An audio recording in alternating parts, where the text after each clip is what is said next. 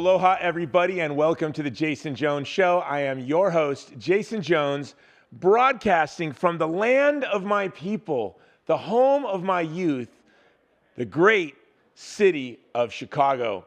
And what a privilege I have for you today. I am interviewing a man that I've looked up to since my early 20s. First, because he was a man among men, a legend in mixed martial arts, and a pioneer, probably the first modern mixed martial artist, and that's Sebastian Rutten, Boss Rutten. We both come from the same martial arts background, Kyokushin, and that's why as a young man, I really looked up to him, and also because he was just the best in the world. He's now a movie star. You know him from Here Comes the Boom, Mall Cop, and most recently, an incredible film. Really, I think it was a scandal that it wasn't nominated for an Oscar. Was nominated for a Golden Globe, though, and that's The Smashing Machine starring The Rock. Boss, the 60-year-old Boss, plays the 35-year-old Boss Rutten. He plays himself in a wonderful film, and it's Dwayne Johnson like you've never seen him before either. So you got to see Smashing Machine. But we're going to be interviewing Boss Rutten today about his faith journey, his hero's journey, but really his journey from being a fighter to being now a good Catholic man, an example to all of us. So before I get to my interview, though, I have to tell you, this episode, like all of our episodes, is being brought to you by the Vulnerable People Project, where we stand in solidarity with the most vulnerable people in the world, from children in Gaza to the Nuba Mountains to Central Asia. We serve the most vulnerable. I'm actually on my way to Lebanon, and I'll be in Lebanon for the next 3 weeks, where we're going to be throwing a children's festival, a Marian's festival, and documenting the damage to the Christian community from the war. Go to our website, vulnerablepeopleproject.com, and look at what we do. If you want to live a life in solidarity with the most vulnerable people in the world, the best way that you can do that with us is by becoming a monthly donor. Our monthly donors are those folks that give us the real courage to continue to expand our programs. Our goal at the beginning of the year was to get to 100 churches to provide security for 100 churches in Nigeria, the most vulnerable churches in Nigeria. We are now up to 69 churches and one synagogue, the only synagogue in Nigeria with protection. That's cameras, solar for the cameras, and security guards. And that's just a snippet. We've thrown Vacation Bible School in the West Bank for the children in Taiva, the only 100% Christian village. And go to our website. You can see what we're doing. Our Gaza Smiles program, throwing festivals for children across Gaza, go on almost every day. That's vulnerablepeopleproject.com. Check out what we do and become a part of the team. Now here to my interview with the great Boss Rutten. That's how they said it in Japan. Okay, here we go.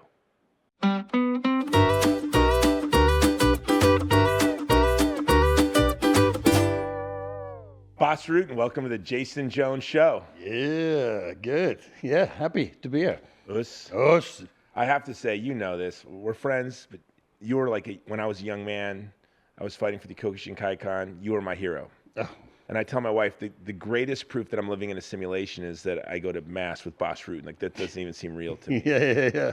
And that's cool. But I remember seeing in the early 90s your poster up on Honolulu, where I was living, in the Japanese VHS store. And I would go there, and my heroes were Boss Rutten and Andy Hoog. Andy Hoog. And I would come out with 46 VHSs. Right, Andy Hoog, poor guy. He was a good man. He was a good man. Left us too early. And one of the greatest kickboxers, made the first modern kickboxer. Yeah, also came from Kyokushin. Us? That was the thing, because a lot of these fighters, the Kyokushin, they can't translate it towards kickboxing because our hands are down, because there's no punches to the face now. But this bare knuckle, everything else goes. So knees to the face, kicks to the head, and bare knuckle to the body. So then going to a kickboxing event, most of the time, they have to get used to that. Also, the distance in Kyokushin is different. We're standing way closer. It's like phone booth fighting, we always say. Yeah. You know, they're standing literally in front of each other, and they just chop each other down. In kickboxing, you don't want to do that. You know, and plus you got way more space. So yeah, for him to translate over into kickboxing and becoming a K1 champion, that was big. And a lot of people didn't think he was going to make it. Like, they thought that he couldn't make that transition. Yeah, because he was also not the heaviest guy. You know, Yeah. It was not like, these were monsters. I mean, Jerome LeBanner, and I mean, we're talking 245-pound guys with technique. 6'8". How big was Ernesto Hoost? Yeah, he was tall. He would be 6'4", I think. but lengthy and just Mr. Perfect, right? That was his name. He was perfect. Yeah, he was really good.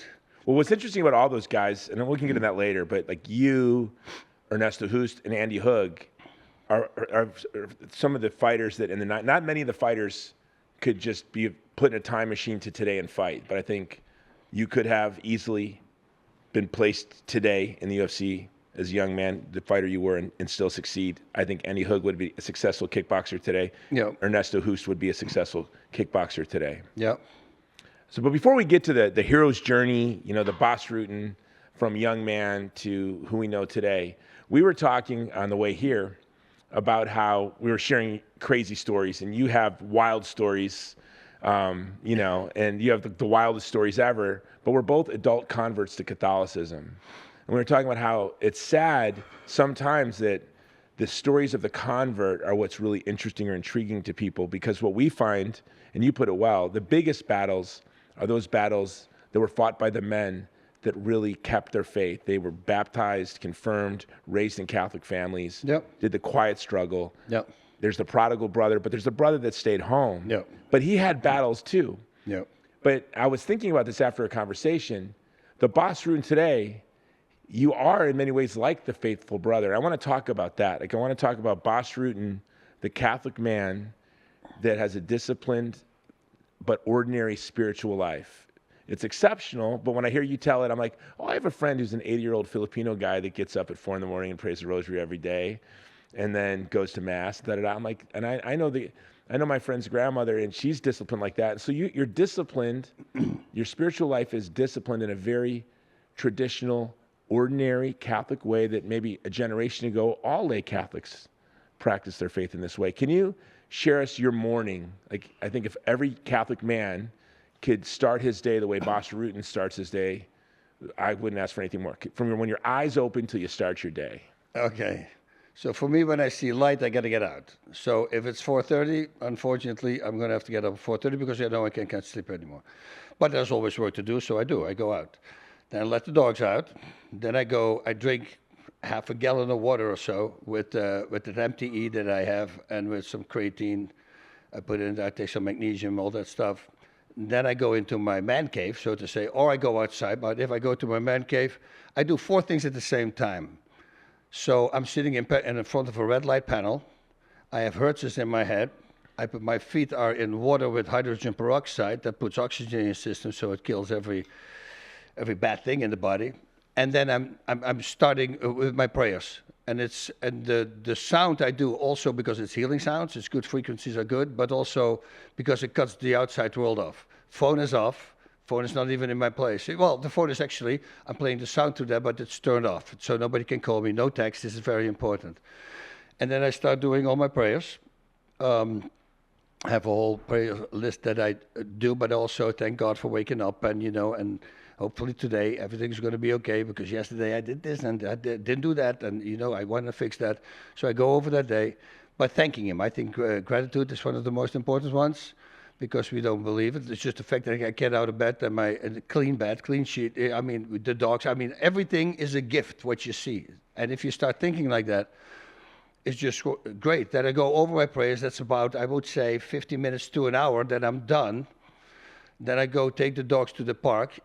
During I walk to the park, I do the Fatima prayer. And once I'm in the park, I might, there's the Guadalupe River. So a Guadalupe prayer goes out there as well. Sometimes I do a rosary there, but I don't know because I want to play with the dogs. I want to give them some attention. I go back. Then if it's early, I start working out because otherwise I find an excuse the next day not to work out later in the day because I don't like working out anymore. But I do it because it makes me feel good. It puts the mind-body connection together.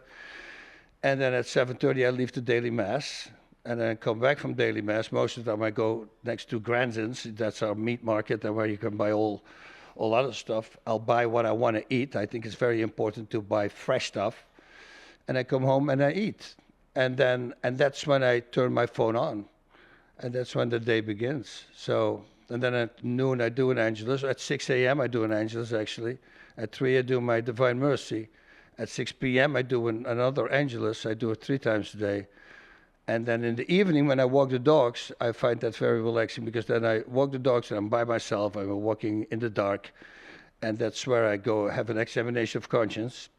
So I go over the day. I'm going to see what I did wrong and what I did right and what I could have done better. You know exactly what we're praying for in church.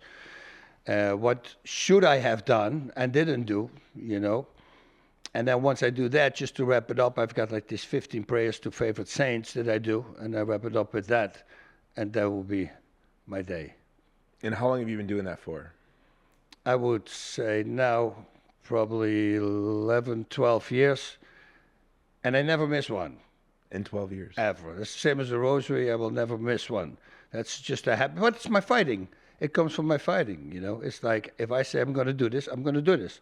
Because if I don't do it, and I did this twice, the idiot, you know, like today after the workout, I'm going to do, let's say, 10 rounds extra on the back, really freaking hard. But then around 8 or something, I go, you know what, I was really tired, I go home. But then I'm home in bed, and then my conscience starts. I didn't do what I said I was going to do.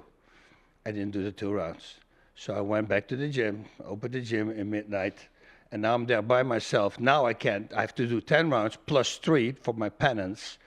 And then I did it one more time, and after that I go like, idiot. And this is when you were a fighter? This is when I was a fighter. And so you didn't have a Catholic understanding of penance? No, but I knew. But you were giving yourself penance? Yeah, I can't stand it if I tell myself that I'm going to do something and I don't. You said it in a conversation we were having, you can't stand lying to yourself. And if you say, I'm not going to drink tonight, and you have 1 beer, you're upset with yourself. If you don't say that to yourself and you have 2 beers, you're fine with that. The problem is... I said it. And once I say it, I let myself down. And I think that's the biggest problem we have right now. Everybody's lying to themselves. And we all do it. And every time when I do a talk, people go, no, I'm not lying to them. I see it all day long. Tomorrow I'm going to work out again. Tomorrow I'm going to do this. Today I'm not going to take sugar. Whatever you're saying and you don't do, but you don't do it because that's who we are, you lie to yourself. And every time you lie to yourself and you keep lying to yourself, that lie becomes, if you say it in the morning that you're not going to do it, it's not going to hold value anymore because you've been doing it so many times you're not doing it. It's like when I was drinking a lot. You know, every morning I will wake up. Today I don't drink. 4 o'clock, I pop up a beer and I start drinking again. You know, and then every time I bend, I become weaker because my word doesn't hold any value. It becomes normal. You know, it's like with every vice. It's like I tell people.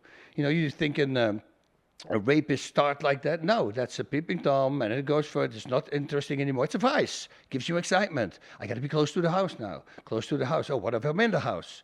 You see, and that's it escalates, keeps going, because you want that feeling that you had in the beginning that you got from that vice, because it is a vice. The same as pride, wrath, anger, greed, envy, lust, sloth. All these. Actually, envy is a really bad one. Envy is the only one that doesn't have a form of pleasure in it. But whatever the vice is... Yeah, because envy is willing the harm of another. And there's no pleasure in you. So you do that, that's really bad. So pride, they say every person in hell is proud. That's 100%. But envy is a really ugly one. You know, but you don't get that feeling anymore that you had from your alcohol drink the day before, right? If you drink for the first time, you drink a beer. Oh, great. And then these kids, are introverts suddenly. They don't want to talk to the girls. Go, hey, what's up, girl? And they start talking and they're feeling great. And boom, oh, man, this worked really well. 1 beer. That's crazy. Next day, what do you want? Take another beer. And the 3rd day and the 4th day, it's already not working anymore. Not like it was the first time. Now you're going to need 1.5 beer, which you're not going to do because there's no 1.5 beer. You go take 2 beers. Hey, there's that feeling again. What's up, ladies? And you see, but you see what I mean? And if you have an addictive personality, that starts, and now suddenly you keep on drinking because you want that same feeling. Every drug addict, what do they say? They're chasing the first high. And that counts for everything, also for our virtues, the cardinal virtues and the sub-virtues and all that. You know, anger. Look at the world right now. The world is so angry. What do they get out of it? That's a dopamine. That's what you're getting out of it. A dopamine effect. But in order to get that same dopamine effect that you had last time, you got to be more angry. And that's why people are driving nuts right now. Every time it escalates, it gets more. They're bored. They're working. They're trying to get some kind of emotional feelings. Yeah, that's why I'm saying, if I say to myself, I'm not going to drink, and I know if I don't say it, and I just drink 2 beers, that's temperance. Perfectly okay. That's actually really good because you got yourself under control. But no, I said I was not going to do it. And then I let myself down. And I think once I stop letting myself down with that, I think that's where it's going to go wrong. And I really dislike that about myself. So that's for me been the biggest savior. When I came back to the faith and I realized I was not in control, that all these vices were controlling me, and that's what I wanted to change.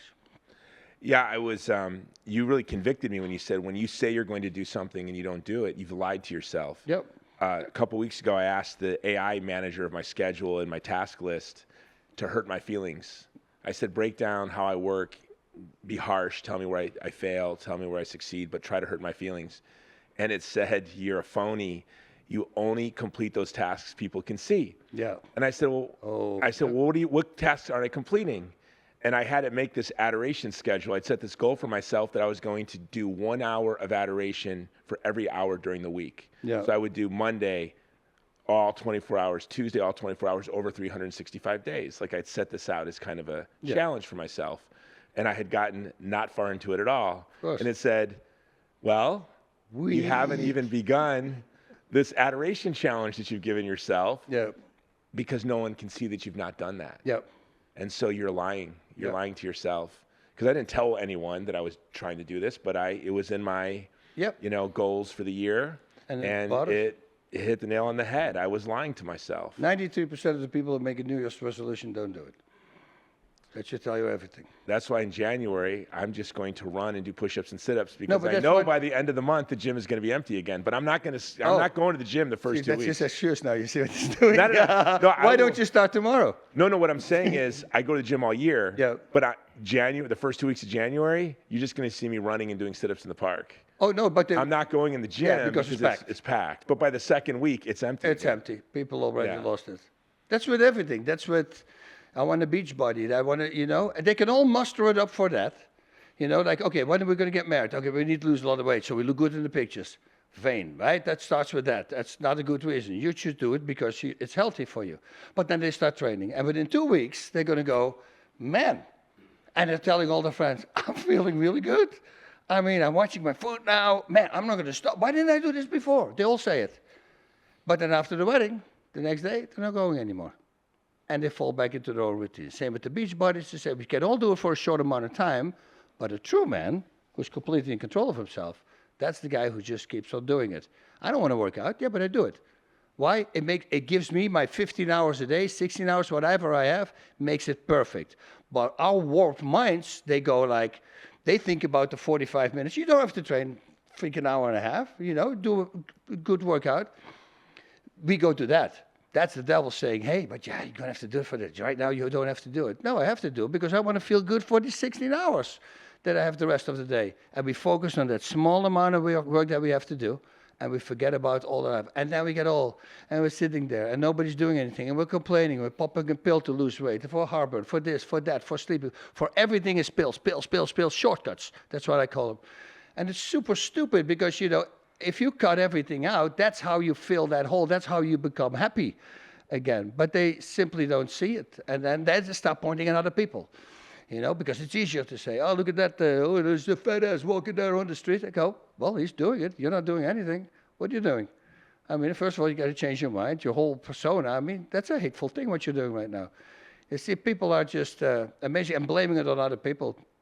That's the worst thing. Point to yourself, I say. You're going to find a lot of mistakes. And once you do that, you're going to be so busy with yourself that you're not going to point at other people anymore. We got St. Francis in Introduction to Devout Life. He says, we tend to value those spiritual traits that come easy for us. Yeah. And we don't value those that come easy for others. So I can look at the man who's overweight and point a finger at him. I say, but there are other sins that what if this sin made me obese? Yeah.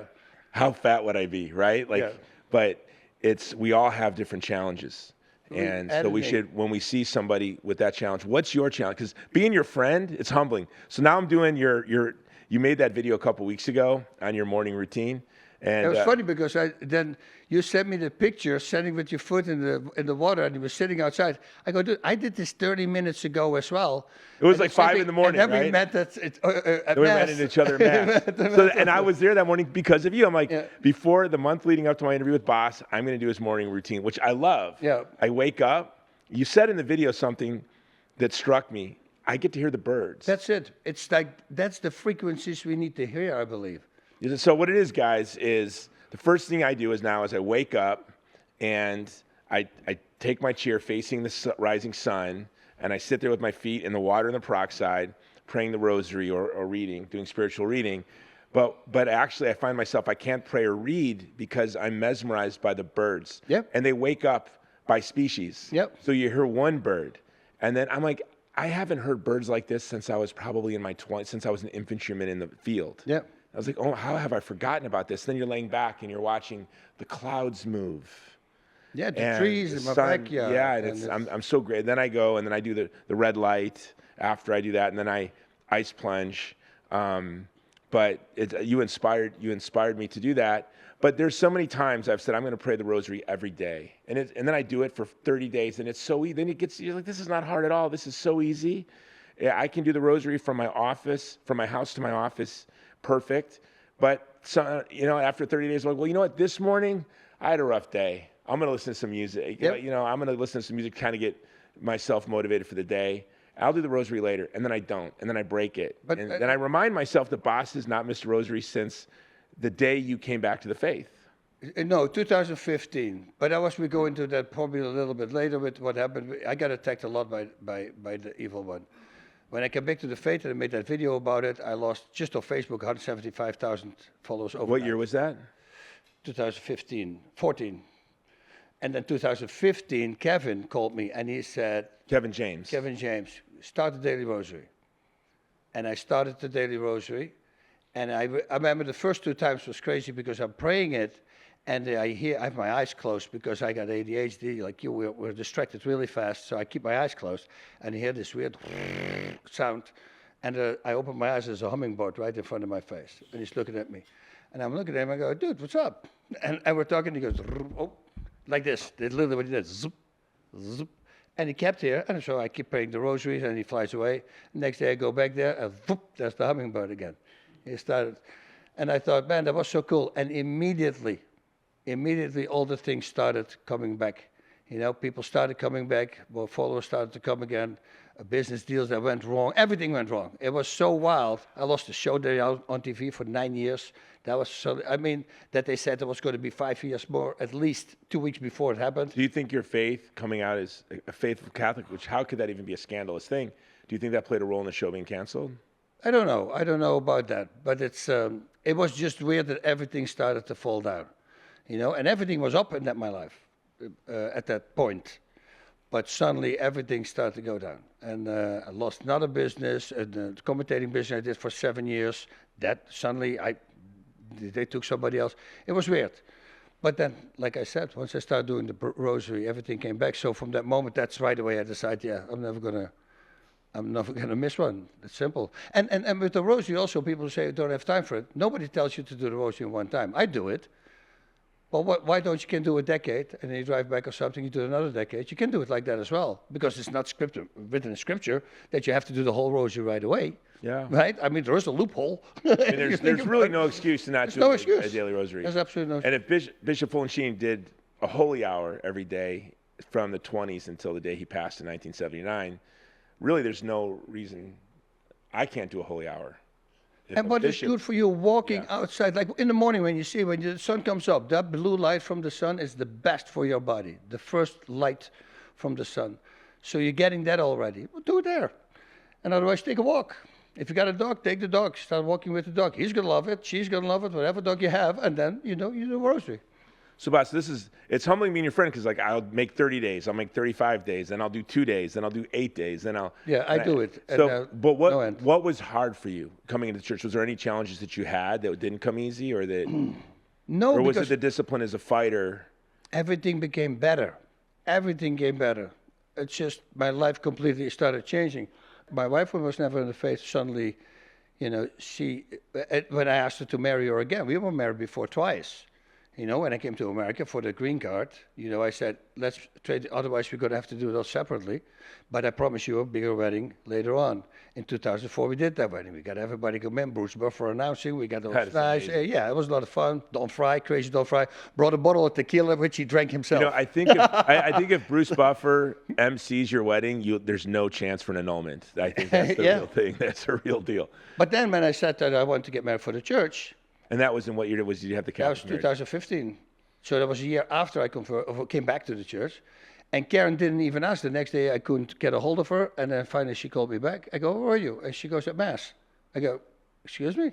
She goes, yeah, I did my baptism. I didn't do my confirmation. So I just Well, let's back I up. went to Mass. I missed that. After So, AA classes. so you came back from here. This was on Here Comes the Boom. Mall Cop 2. Mall Cop 2. And you said to your wife, Karen, I think I want to become Catholic. Yeah. First of all, she thought, that's him. It's going to be 6 weeks, like every other thing. And then it's What were going the to other die things? down. What were the other things? Well, I would come and have this new great thing that I have, and I think I'm so excited about it. And then 6 weeks later. Any other religions? Like No. It was just things, stupid things. I'm going to Businesses bicycle. or- I'm going to cycle. I'm going to do, and then it will be gone. It will be gone. It will be gone. But this became more and more, and I started paying more and more attention to it. And then she started to see me change because now suddenly I stopped drinking. I stopped all these, and she just saw me change as a person for a better guy. And so for her, it was, don't tell me, show me, right? That's what they say. And that's what it was. So she immediately jumped on board. the day after. No, because that was about a year in that I So a told her. year in, you were progressing, and then she just on her own went and signed up for RCIA? Or? RCA classes, and she, and boom, and suddenly we're back in the faith. And talk about that. I got married in the St. Therese Church in Alhambra. That's where Leo would go to start. Leo Severino, producer. Leo Severino. And the best of Catholic apologists. He's so the good. world. That is the guy. We'll go over that in a bit. How he converted me, got me back. But anyway, I had a really nice backyard there. Karen designed it. My wife Karen designed it. We had Ernesto and Arturo, two Mexican friends from us. They built the whole thing. It looked beautiful. And we had a wall behind me. And he says, "Hey, is it okay that I put a religious style on it?" This is in 2006, 7. So I was far removed from the church. I did everything the opposite. And I go, "Sure, why not?" I'm sitting there. Anyway, I'm doing we get married in St. Therese. I'm sitting there. And this time I decided to go later at night. It was like just before midnight, like 15 minutes before midnight. I do my whole examination of conscience. And then I'm done. And I'm looking back and I see the picture. So I make a picture with my phone of it. And I send it to Leo. I say, "Who's this?" And he goes, "St. Therese." And I go, "Okay, that's coincidentally because I got married in the St. Therese Church." And then I started reading about St. Therese. And I did that on September 31st, which turned into October 1st. Well, on September 31st, she passed away, and October 1st, it was a feast day. What are the chances that, why would I choose midnight suddenly to do? Well, I do it always before 10 o'clock, but that particular day, I was sitting there. So all these things started to come, and I go, okay, yeah, I made a good decision. And did you feel the difference with your wife, Karen, before and after the sacrament of marriage? Yeah, 100%. We always had a good marriage. She's been with me. But there's a real grace that comes through the sacrament. Yeah. There's a lot of Catholic men out there, Catholic couples that maybe come into the faith that I know, and it's strange to me that they never take care of their marriage, and they never get married in the church. Yeah, but that's with a lot of Catholics. I say with a lot of Catholics, they come outside Mass and they start flipping people off who don't let them in. I only did that 3 doing? times. You only caught me doing that 3 times in the church parking lot. No, yeah. On that note, let me tell you, when I got baptized and confirmed when I was 32, and I was dreading confession. That was like the last thing I ever wanted to do. So I resolved I would never sin. I said, this is the only way I'm going to get out of not confessing. I will never commit a mortal sin. I'm never going to sin. This was my resolution. Yeah. And the same as all the other resolutions, the Rosary. No, wait till didn't hold. No. And my big fear about becoming Catholic, I put off a year, was I didn't want to be a scandal. Yeah. I'm like, I'm just a loose cannon. I'm not right in the head. I'm causing all kinds of problems.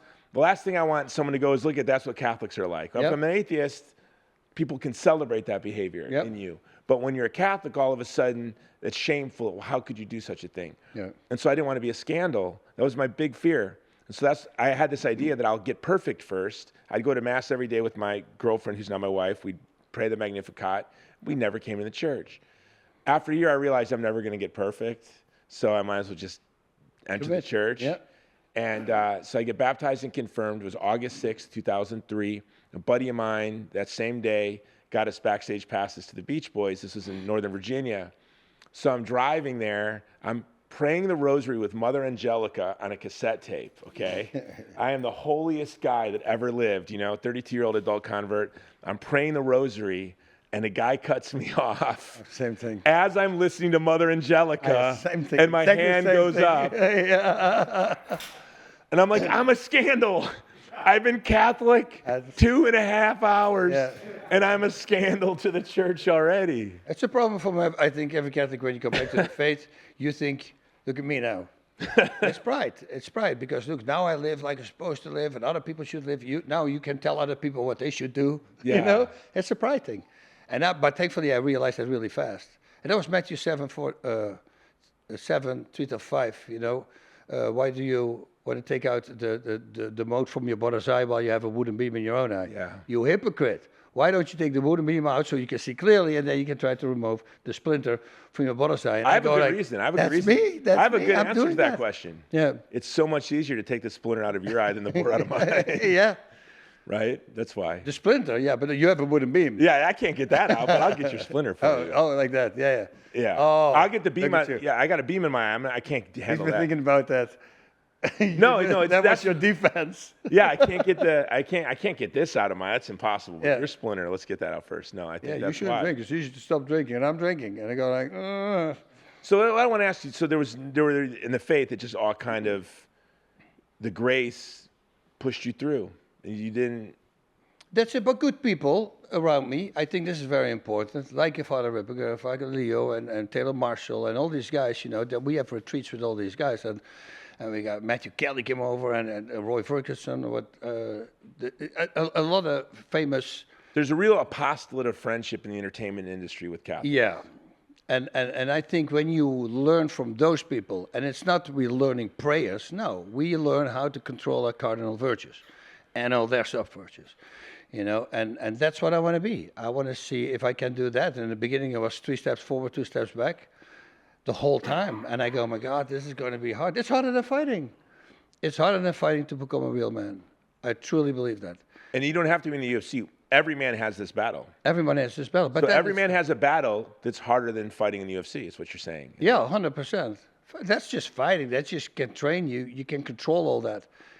Control this. Control and love yourself. Like this is a line I use to people. I say, would you tell a loved one to start, hey, you should start eating more. Like instead of 1 burger, eat 2 burgers. You need to eat more. Or start drinking, start using drugs, start doing this. Hey, more sex, more this. You're extramarital. Would you tell a loved one to do that? And you go, no. No. I go, so why don't you love yourself? Yeah. Would you want your child to grow up like that, even if you're a wild pagan? Just don't do it because you don't wish it to them, but you're doing it to yourself. And we are the same in God's eyes. Whatever you do to your neighbor, it's the same as doing it to yourself. Think about that. Because for him, we're all the same. So if I beat myself up with cocaine or whatever it is, it's the same as me doing it to somebody else in the eyes of God.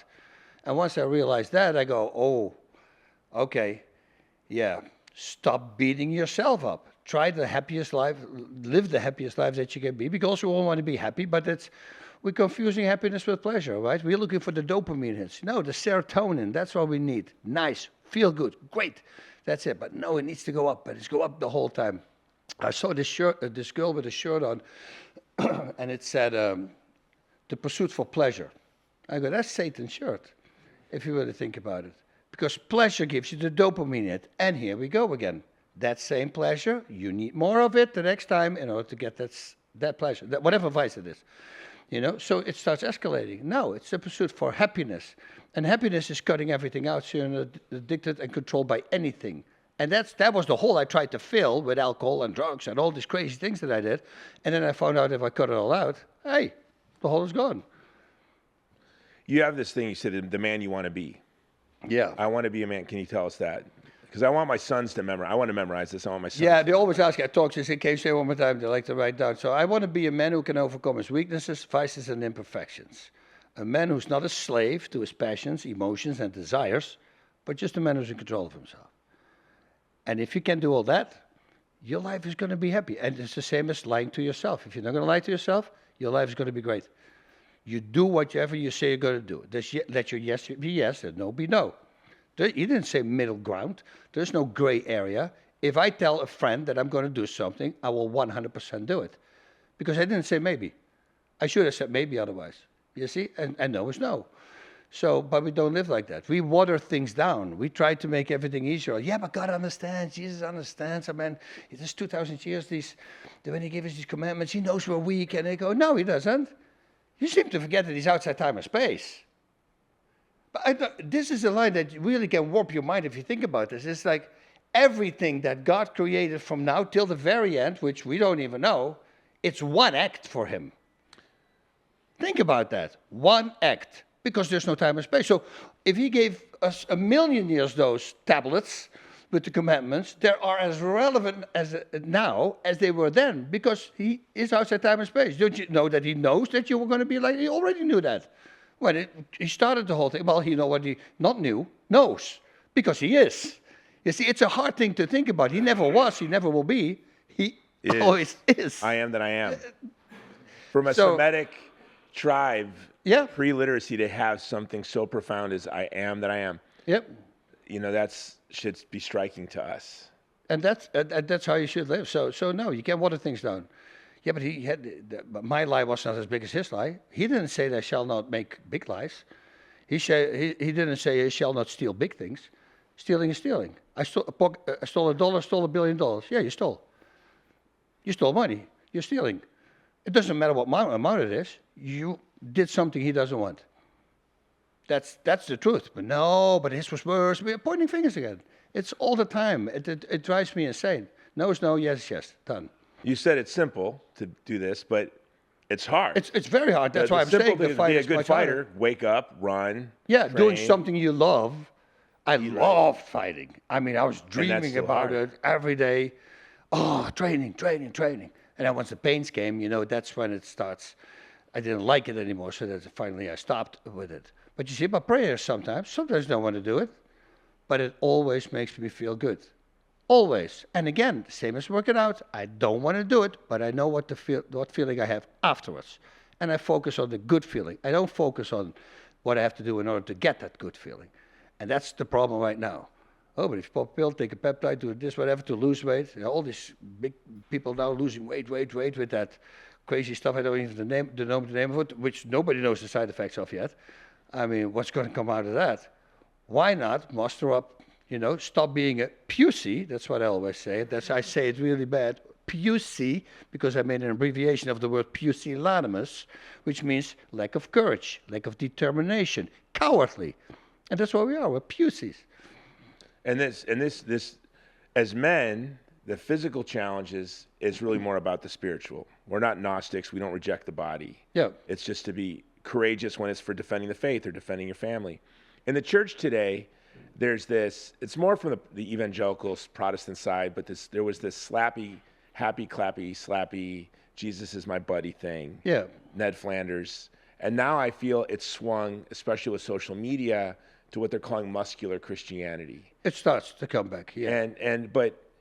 But sometimes I feel they talk about the working out part or doing jiu-jitsu or Muay Thai. By the way, it's our passions, our hobbies. But they leave out the praying the Rosary, staying in a state of grace, going to daily mass. Yep. All of a sudden it just becomes like a self-help, be the best you that you can be. And it's again, me. You're doing it to project to other people. Like I had the Porsche, I had the Beamers, and I had the thing. I got rid of everything. And my watches that I had, I gave it to my friends when I came back to the church. Don't even want it anymore. Because I was thinking about it. I go, why do I drive the car? Why do I pay $2,200 a month for a lease for a car? It's just the dumbest thing there is. Yeah, I love the car. If I had $20 million, I'd drive the car right away. But no, if it makes an impact on your income, you do it to show other people. Yes, I love the car, but do I really need it? You're just inspiring envy. Yeah. Right? Yeah. I mean, in a way. Yeah. So I said, what we need is not muscular Christians men. We need men with calloused hands. Yeah. Men that work hard, that serve. I have a friend that just passed away a couple of weeks ago in Hawaii. He did whatever the parish needed. If the pregnancy center needed new plumbing, he was fixing the plumbing. He actually passed away. He had a heart attack while weeding the parish lawn. Wow. And he didn't do jiu-jitsu. He didn't do Muay Thai. No. He didn't lift weights. He got up and he worked from the moment the sun rose. He never missed adoration. He never missed a holy hour. He did the Troops of St. George. He did the homeless mission. And to me, this man impressed me more than anyone. He was just a calloused hands Christian. Any worker, like all these celebrities, and they go like this. I say, dude, I'm a fighter. Who cares? Who am I? I'm the same as you. I go to the park with the dogs, and there's this guy changing the porta potty, right? And he recognizes me, and he goes, "Oh my God, boss! Oh my God, can I get a picture?" He takes his gloves off, he's gonna make a picture. And then I walk home, and I go like, I have so much more respect for a guy like that. Do you think he wants to do a job? No, but he does it in order to support his family. How many are sitting at home? I want to be a YouTube star. I want to do this. So everything, the road is the least resistance. That's what we're trying to do. I don't want to do any work, but I want all the money. I want what he has, but I don't want to do the work that he has to do in order to get there. That's the world we're living in right now. You know, it's just ugly. But and they don't realize that once they start breaking that, and everybody can, listen, if I can break it, I was insane. And now I'm really at peace with myself. It's a complete different life. I feel really good because, and now I do also, I give myself, like in the beginning of the day, I have that in my calendar. I say, okay, today I have to do this. And the days, and unfortunately, there are not many of those, but let's say 5-6 times a month, but I do everything else. But if I forgot one task, I wake up not happy. But I do know that every day when I completed my task that I had to do, I'm feeling really good. So now my goal is to start maybe one time a month, and now it starts getting up the number because I start really paying attention. Do what you said you were going to see. Because I didn't do what I was going to say, that I said I was going to do. So make a list. I say, today this needs to be done. Oh, and the wife suddenly asks, oh, can you do also the lawn? Yeah, okay, boom, put that one on. And I'd like to know before, because if something comes in between, that again, with our minds, it throws everything off. But if you really think about it, it's going to take me 30 minutes. It's not going to be a difference. Just do it. And then I feel really fulfilled before I go to bed, because I did everything that I wanted to do, and I feel great. And that's to me, callous hands Christianity.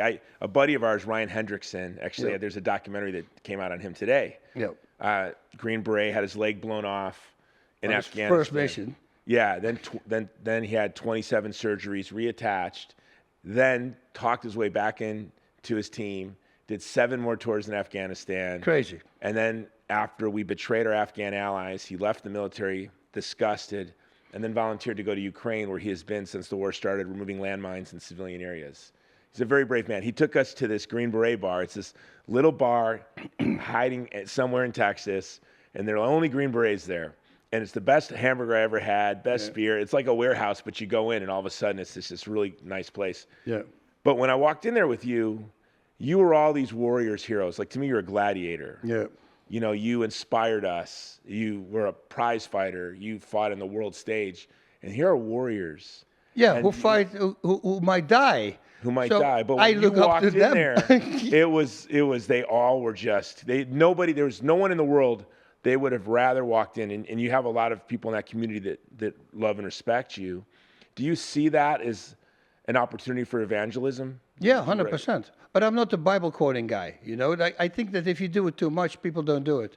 I do it little hints. Like my kids weren't baptized, you know, and then I just start doing it and then saying a certain thing, you know. And if it's a Bible quote, don't say the verses, because otherwise you're going to look like a lunatic, you know. But I just say certain things that are just truth, and I suddenly, oh, she wants to get baptized. You see, I thought I'm not going to ask them. I'm going to see them again, like my wife. They're going to see me change, and then they're going to go, I want to kind of like that.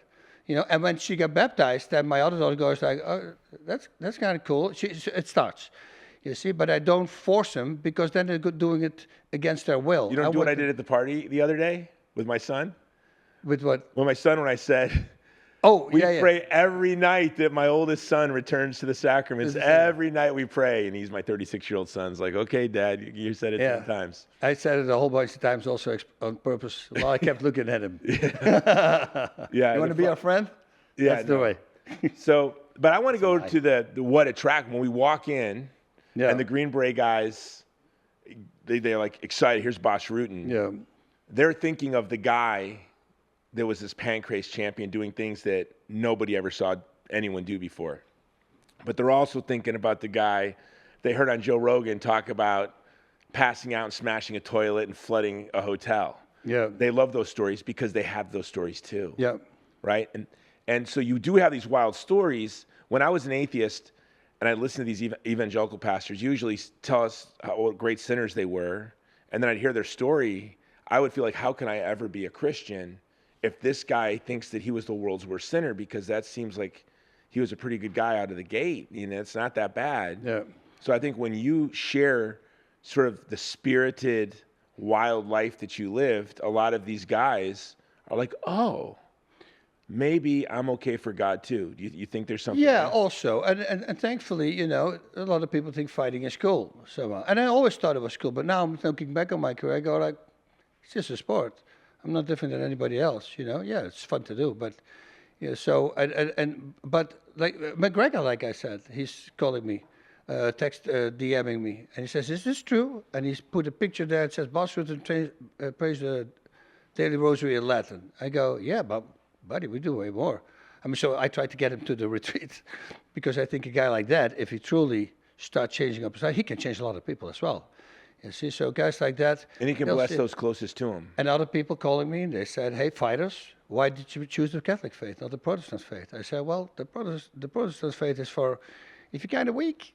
I mean, you can rape a person, and you're leaving the crime scene, and you go like, 'Sorry, God, won't do it anymore. I trust you, I love you, and you're going to go to heaven.'" I go, "I don't think it works like that. That's why he gave us the commandments. If they count here, they should also count there, right? That's how we have to live." So I said, "Just go with the one faith." And then one of the SEALs said, "Yeah, but why the Catholic faith?" I said, and then my answer, and he was right away, got it.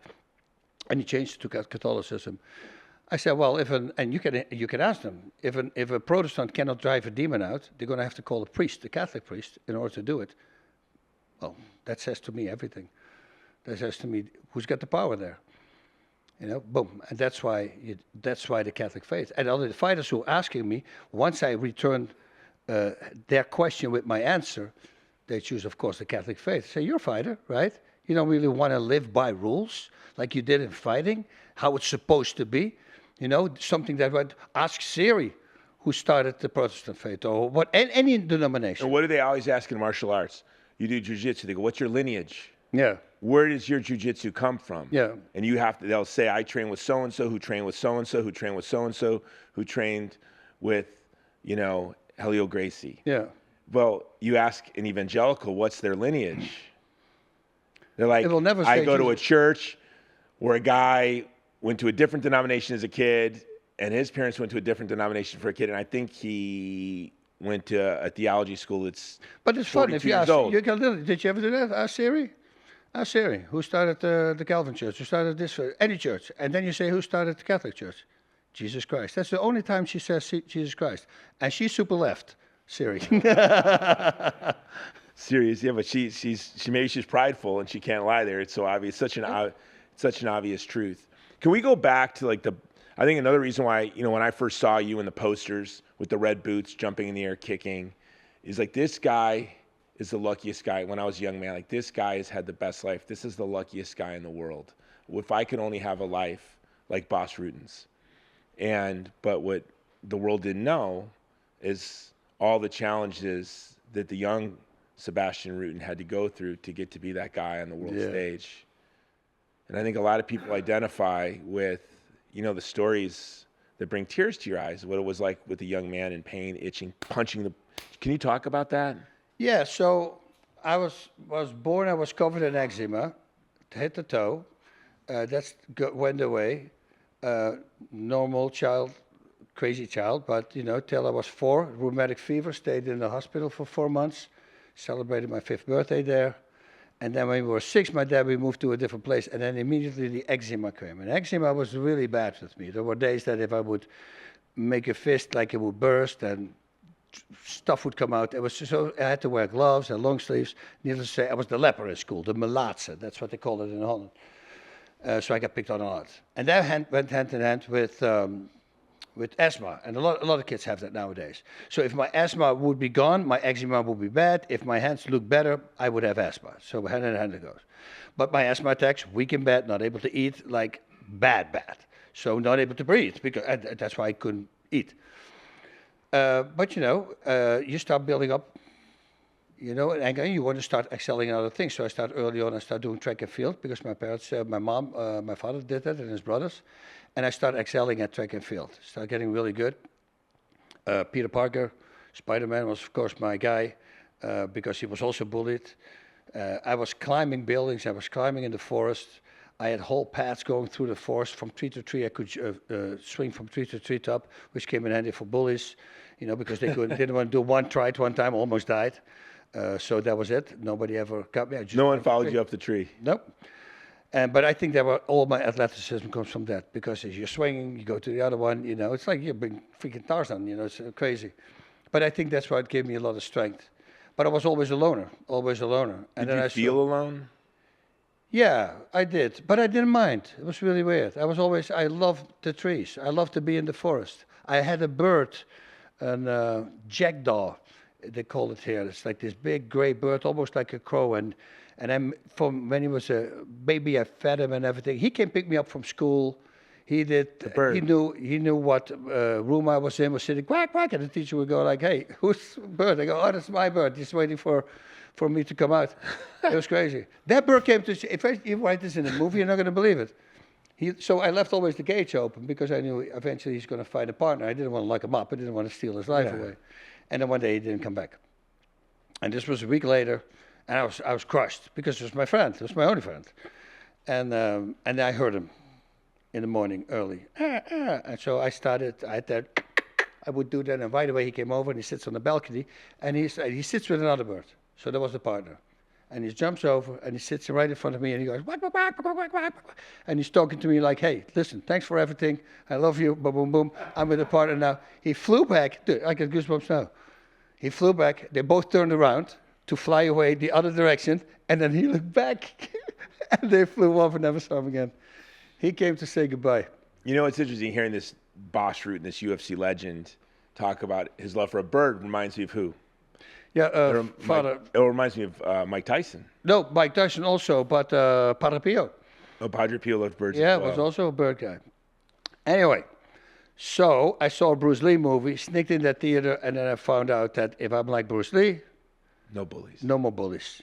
So it took time to convince my parents. Once I got taken under the wing by an adult who was dating my neighbor girl, a tough guy. And he said, "Don't worry, Mr. Rutten, we'll take care of him. He can train with us." And they're going to love him. How old were you? 14.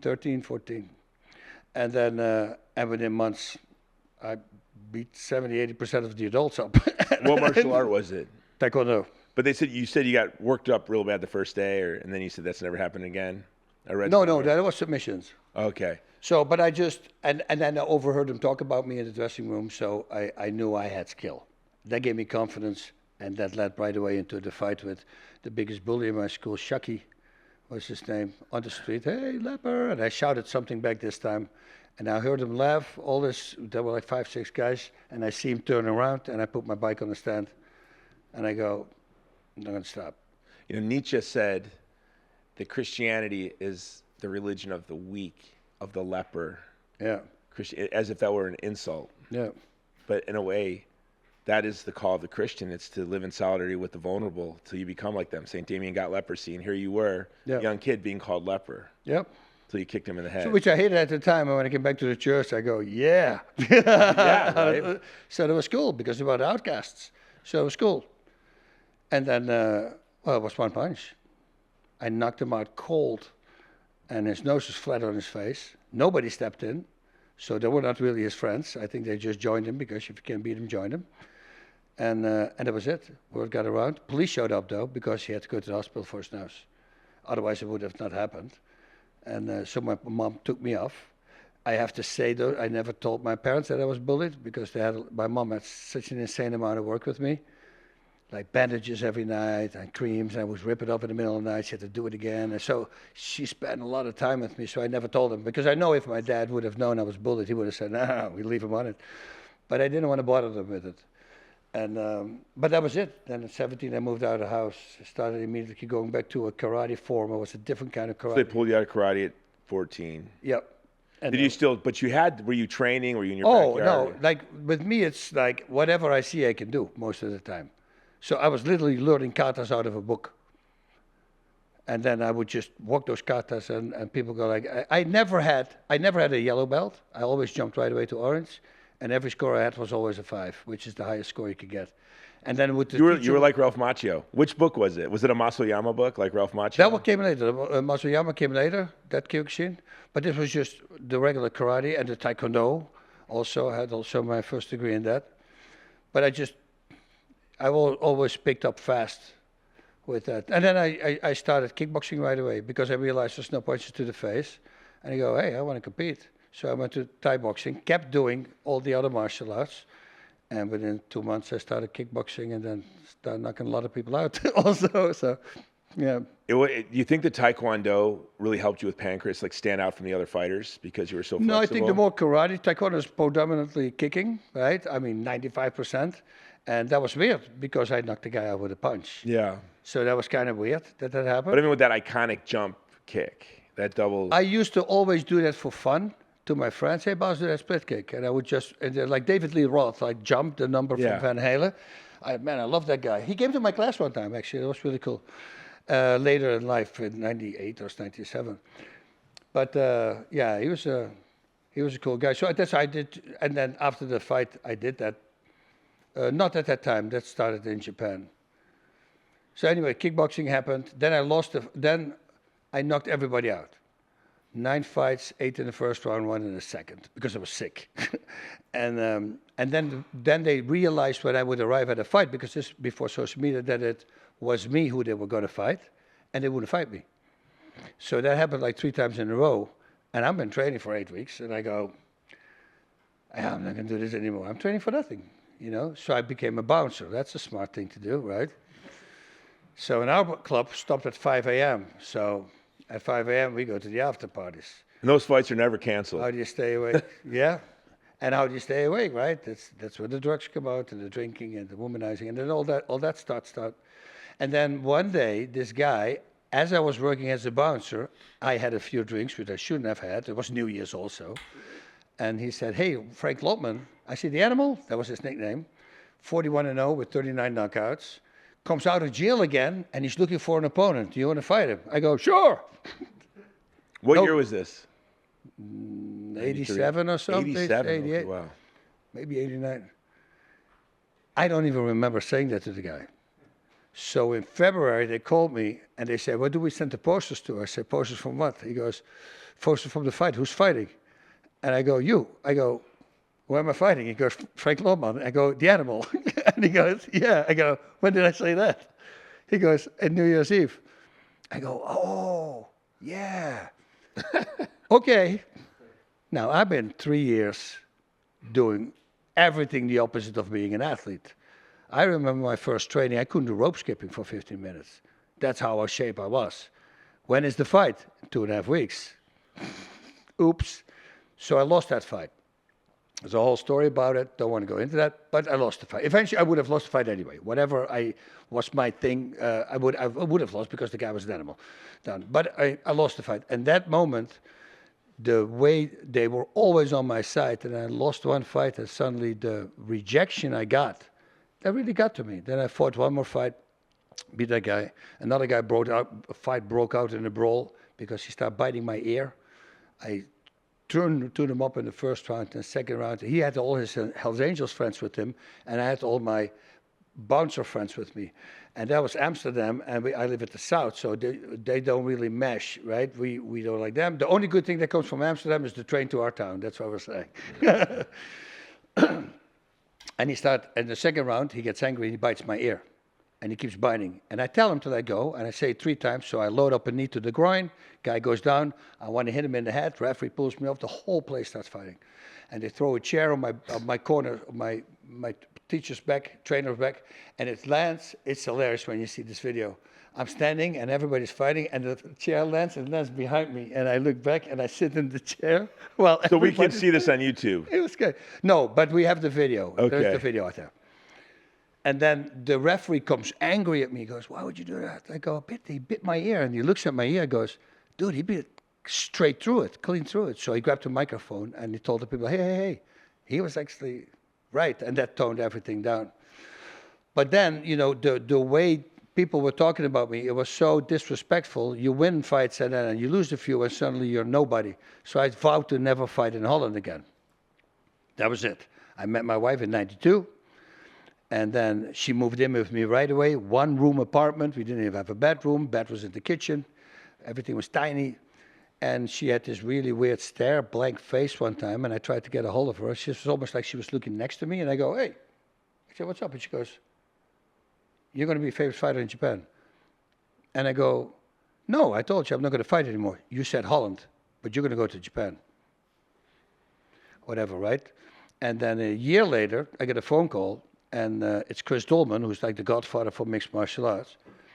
And he said, hey, Bob, and I never pick up the phone. And the answering machine was broke. And I walked to the phone, and I still remember, I pick it up, and I do this, and I look at my wife, I go, I'm picking it up, and it's Chris Dolman.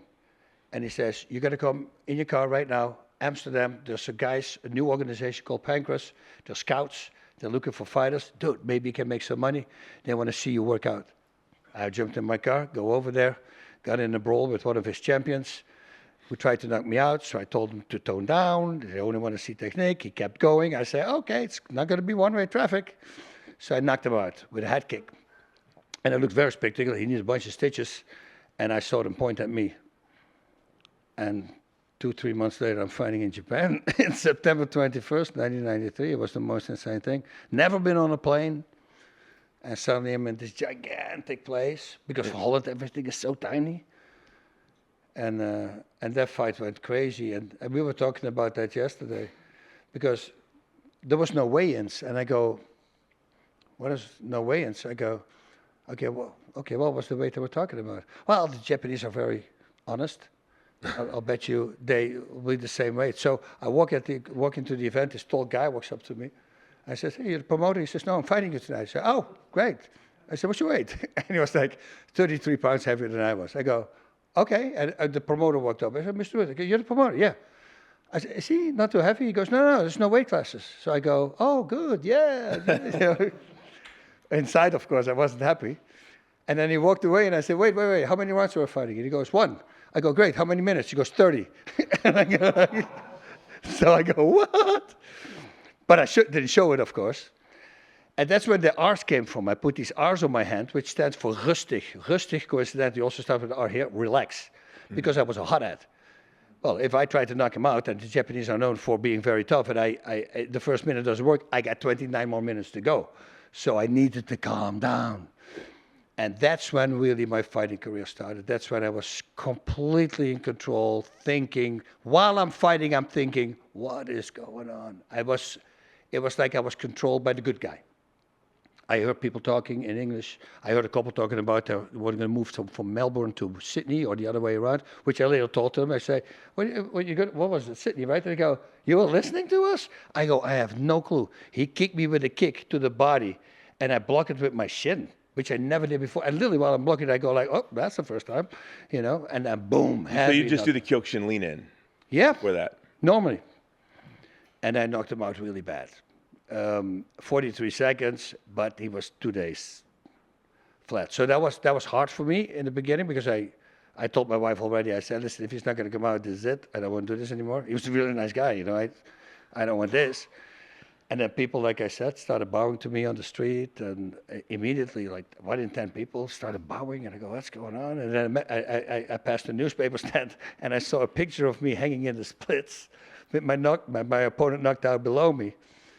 And I go, did I do the splits? Because I remember everything from the fight, what he threw, what he did, and what I countered. But these days, as your career was, you were one of the most famous men in Japan. Like, I still, when I hear your name, I always hear it like in a Japanese announcer, Boss Rutten. Like that's the first time. That's how I hear your name. I just watched so many of your fights. It's funny that you say that. That's how I hear your name. They say, the guy goes, and the guy, I'm waiting there. I don't know, it's just my name. That's how I should have done you. That's how I'm going to go. I said, that was me. Oh, you didn't know that was your name? No, he had to push me to go forward. Because that's how I know your name. That's how I know your name. Yeah. That's how I know. It was so funny. But that was it. That was overnight. Overnight success. Overnight. Did it come with money right away? I mean, the sport was No, wild, wild west. $2,000. $2,000. $2,000. Did you think that was good money at the time, or did you? Oh know? yeah, because we spent the money like it was double worth, 4,000 guilders at the time. There was no euro, and we spent it the same as you do in America. So if a beer would here be $3, it's $3 in Holland. So for me, I had double the money, 4,000. Oh, we got $4,000, you know. So 4,000 guilders. So you at the time you thought, oh, this is great. This is great. No, I was just I just love fighting, and they paid me $4,000. It's nice, hit you know. people? So. Yeah, I was just happy with it. And then the second fight came, and then the third one I lost by submission because I didn't know submissions. I was training on the back. I didn't have sparring partners. I was training on the back. And then I lost another fight by submission. I won a few, knockout again, and then lost another. And then I lost a third time by submission. And that was it for me. I go, okay, I need to learn the ground game because I didn't have anybody to train with. And I found this one guy, Leon Van Dijk, owe a lot to him. And he just started working out with me. And a young guy, good kickboxer as well. And he was thankfully he picked up fast as well. And I realized if I would put him in a certain submission, I could do it twice. And the third time, he already would know the setup. So I had to create a different way. And we just started playing around. And then we started watching videos and instructionals. And I go like, I think I can make this better. You know, I think it works way better if I do it like this. Sure, yeah, it worked. Okay, boom, and that was it. Never lost a fight again. So my last fight by submission. The next 8 fights I won by submission. They were freaking out. And these were triangle chokes, were like crazy submissions, the heel hooks, the knee bars. So it was not like the guillotine that I had only before. I fell in love with it. I became obsessed with it. That obsession actually I had when I came back to the church as well.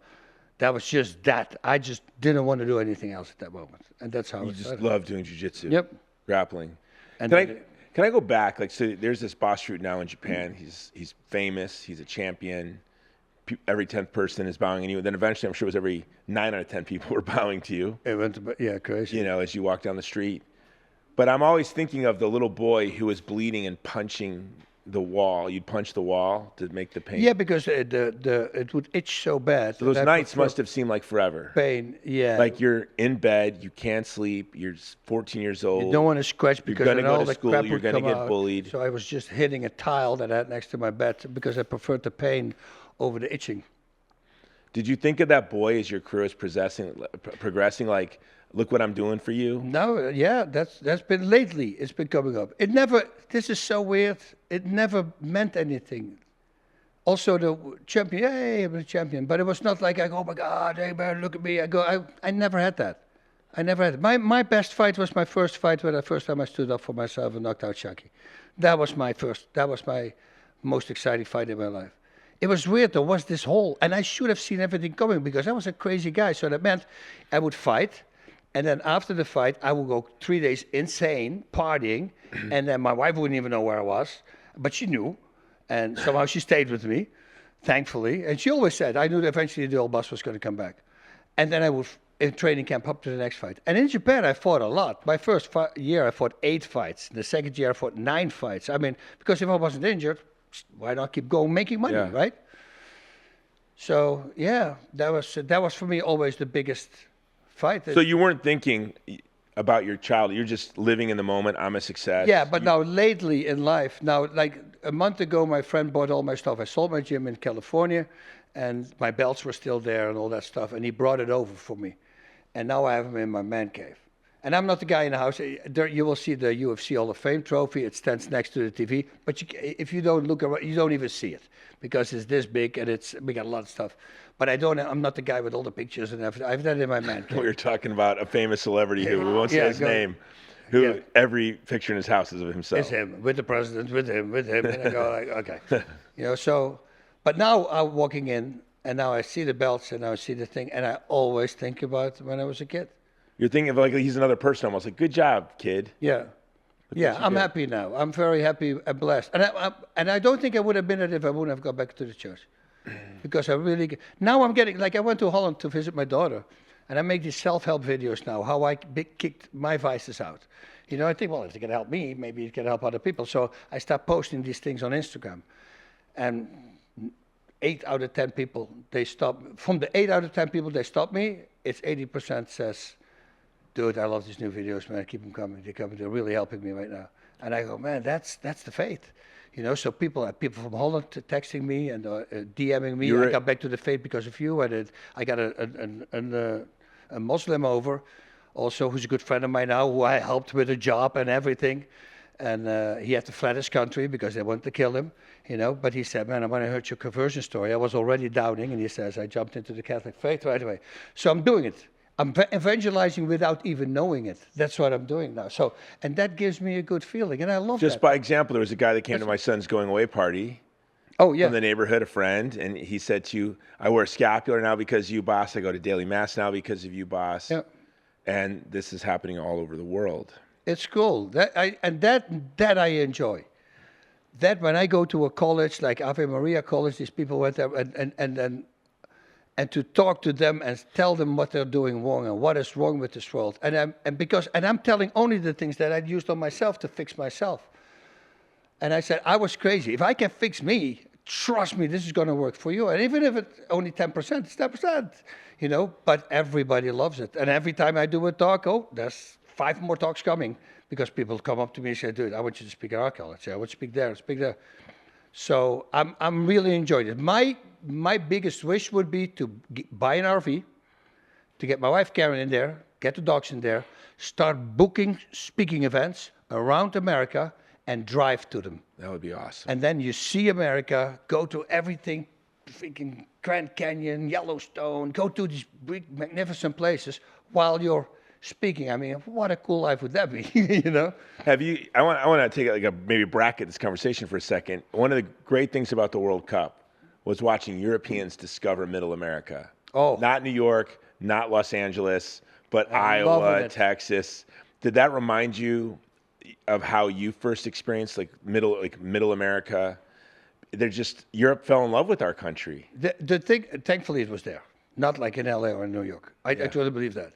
Because they have a big aversion against Americans. Yeah. Because they see only left news, and it's all the fault of, it's Americans, it's the fault from everything. And my mom and dad, for instance, I give you an instance. The first time they came to visit me in 97 or 98, when we just moved over to America, they stayed for 5 or 6 days because they were afraid they were going to get shot in the street. And then they found out, and my dad goes, what do we do? And the next time they came back, they stayed for 2 months, took an RV, did what I wanted to do, went throughout all America, favorite country by far. They went everywhere. I mean, Greece, Budapest, Spain, you name it. They love America. I say, you're just brainwashed. And they love Americans. Oh, they love Americans. So, but it's also, you go to the center, everybody loves them. So now all these people that came from Holland for the soccer, everybody, you should read the postcard, dude, these Americans are great, And then they have a complete different view now. So everything starts to change. Did that remind you did you have that experience where you just you live in Texas, you love Texas? It was a big deal for me to go to Texas because California became like Holland now. It became, and the taxes were so high and with my company. And then my wife already says, well, let's go to Texas. And then finally, she put the foot down. She says, hey, I booked a trip to New Braunfels, to San Antonio next week. It's already booked. If you want to come, book it. Otherwise, I'm going to check it out. And that was it. And we moved. And that's where we live. And German Hill Country is one of the most wonderful places in the world. And it's very Catholic. Yeah, but look at the friends that we had in California before, and now come here. And we live 1 year on the street and we go with 28 neighbors to Mexico. I mean, and all of them, not one problem. Everybody is so different.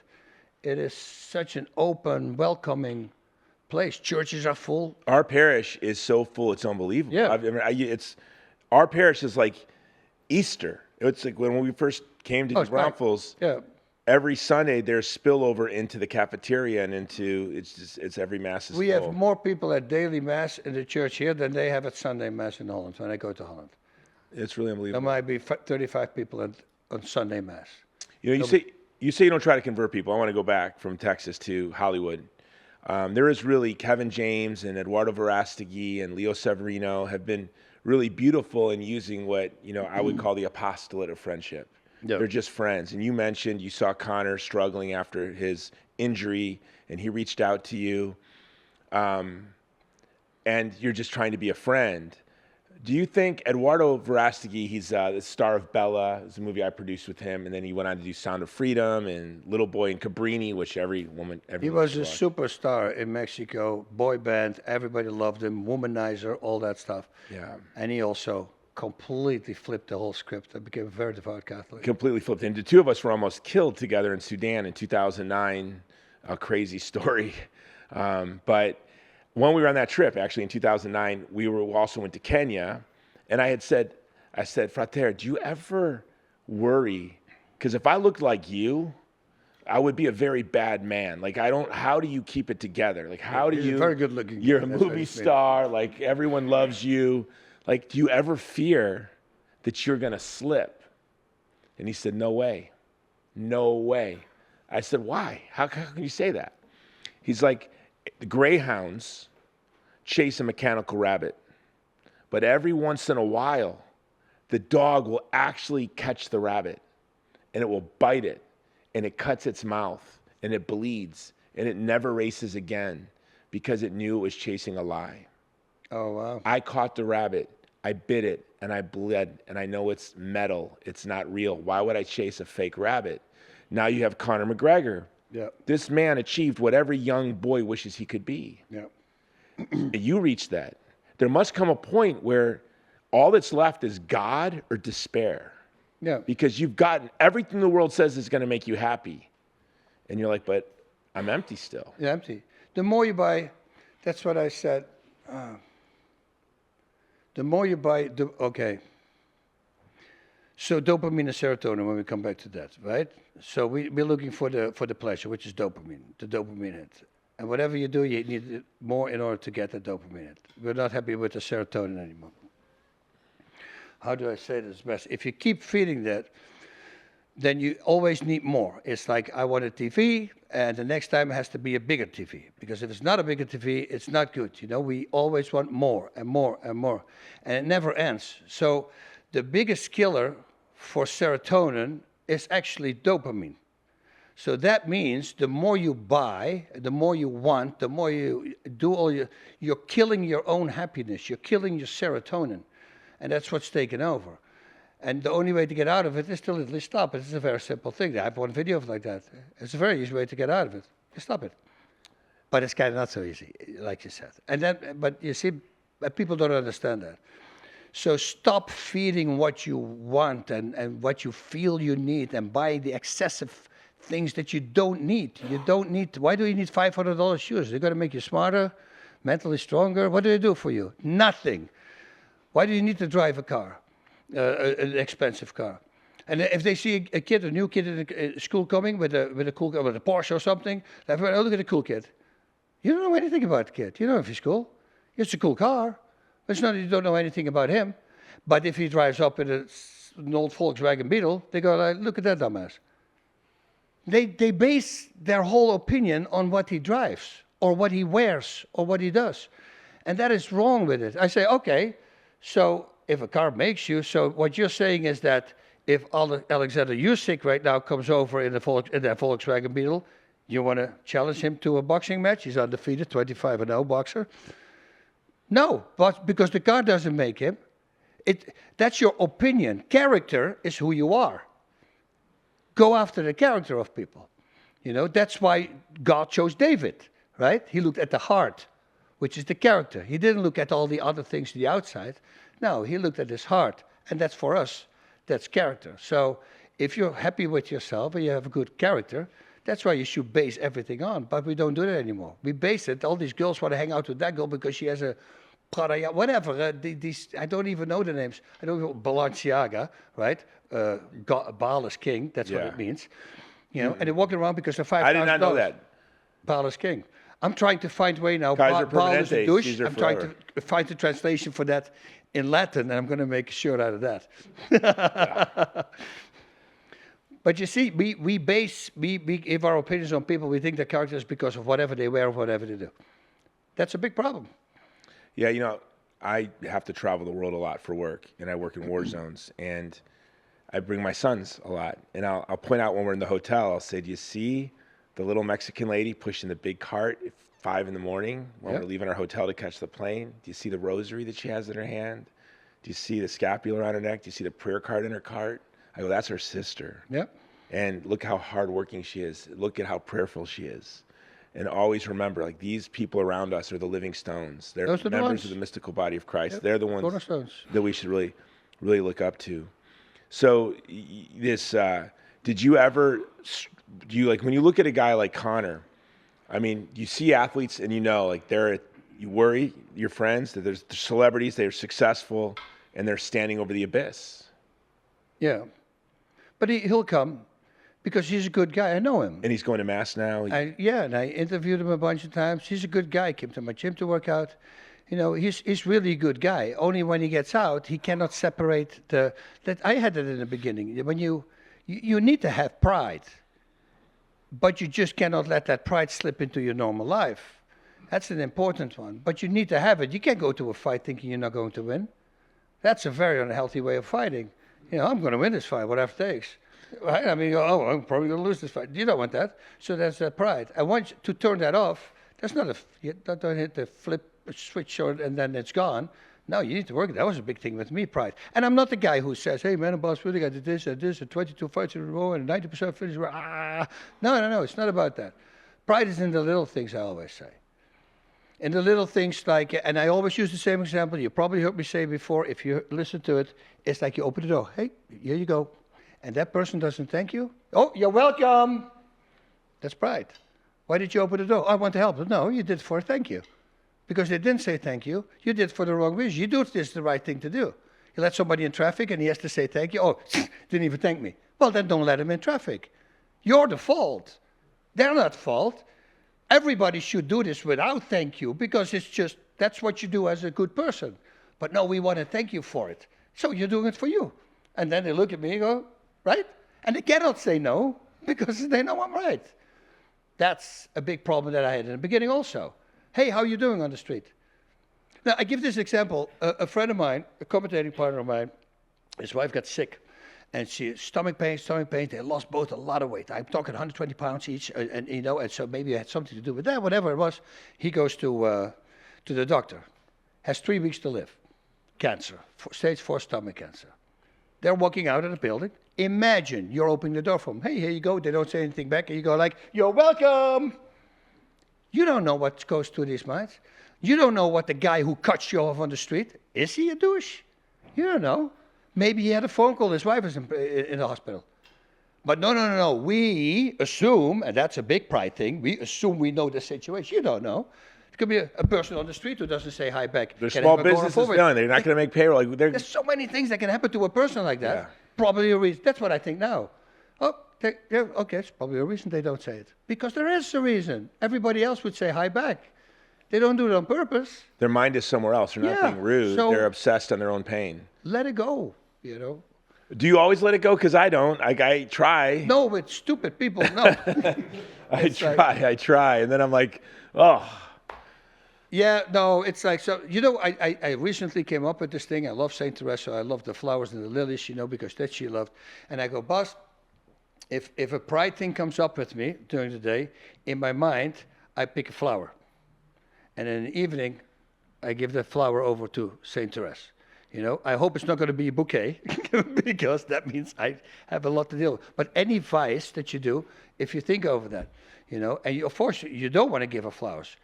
You kind of want to, but the more flowers you give her, the kind of worse it is for you. So, and she knows that understanding that you have. So she rather doesn't have the flowers, but still you give a flower to her. And somehow that warped me in the mind that it's easier. Now somebody says, oh, you want to go? I go, like, that's a flower for St. Teresa. No, I'm good. And then in the evening, first of all, you give the flower. Yeah, oh no, so I should say different, because I didn't do it. That's why I get the flower, I gave it St. Teresa. So every time I do it, sorry, I mixed it up, just started with it. So the more things I do wrong, and the more things that get presented at me that I don't want to do, and I actually stop it, my pride, that's when the flower comes. That's what I mean. You buy a flower? No, in my mind. I was going to say, because you better tell your wife, because when she sees your credit card statement, she's going to be, who are all these flowers for? You know what I do nowadays? You know what I did last day? She doesn't want me to buy flowers because it's a waste of money, and I know I love you. So last time I was next to the road, picking sunflowers. Look at me, Romeo, right? My wife says I'm an old Polish woman because I always buy her flowers. Yeah. She's like, I don't like flowers. Yeah. You're buying them for yourself. And I fill the house with flowers because I like flowers. Yeah. I always like flowers as well. Yeah. Well, you're from Holland. Yeah, the tulips, right? But you see, if you find ways to do that, and then at least you make something good out of it, you know. It's always the challenge, though. We all are wrestling with that. It's very hard. If I'm having a great day, I'm a wonderful human being. But that's the thing. Yeah. That's how it works. Right?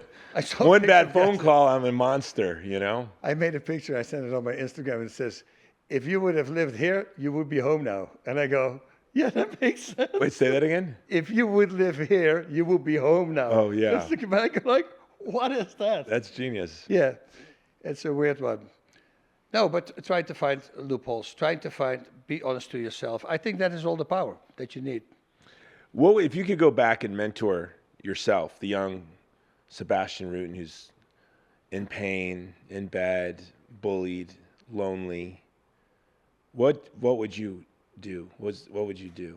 Oh, man, I don't know if I wanted to have on one side I wanted to have my fighting career and all that stuff because it was a really cool time. But I think many times imagine I could go back to 2000, just the year 2000. And then that's when I found the faith. Mm-hmm. Then I didn't waste all these years of drinking and doing crazy stuff. I literally took another fight after 7 years of not competing because it would stop. My wife says, you're crazy. I go, no. If I take the fight, I can't drink. It will stop me from How many years did you go where you think you were drinking too much? I would say 7 years. The thing was, the crazy partying that I did after the fight, I should have known that once the fighting tech's taken away, I don't have a reason anymore to jump back on the wagon and start training again. So every time I had that pattern, not thinking like, hey, when Shakira's over, this could be a problem. And so I kept going. And that's where I start getting attacked in my house by a spirit, physically, at night. And people go, oh, it's sleep paralysis. I said, no, you cannot move. It's sleep paralysis. Yeah, well, I can move everything. There was just something, felt like, sitting on my chest with an enormous pressure. So I could not breathe. And I would try to see if I could push it off, but it was almost like there was sitting, or later on, I believe it's a she, I will say that later. I couldn't do anything, put my foot out of the bed, tried to pull myself out, that at least I could sit up or do something, and then the only way to get out of it was getting really mentally first calm, ball up a lot of aggression, and then I would see, and at the time it was still profanity, and I would wake the house up. And then my wife would look at me and goes, again? I go, yeah, again. This is great. And it freaked me out because I couldn't fight it. I would challenge it. I would say, hey, if you're tough, because I thought it was the devil, if you're so tough, why don't you make it physical? Why don't you make it mentally? But don't wait till I'm going to sleep. That's like a sissy move, right? I mean, I thought you were such a tough guy. But of course, it didn't happen anymore. So that happened like 4 times. Did you believe in God? Or No, I always believed there was something. So I was not. So it was a ghost or a demon. You were like calling out the demon, or you had no theological. I thought there was something. Yeah, my kids would see a woman from our house, and we found out later on she passed away there. If they would play in the backyard, they would describe her what she looked like with the gray hair, looking out from inside to outside.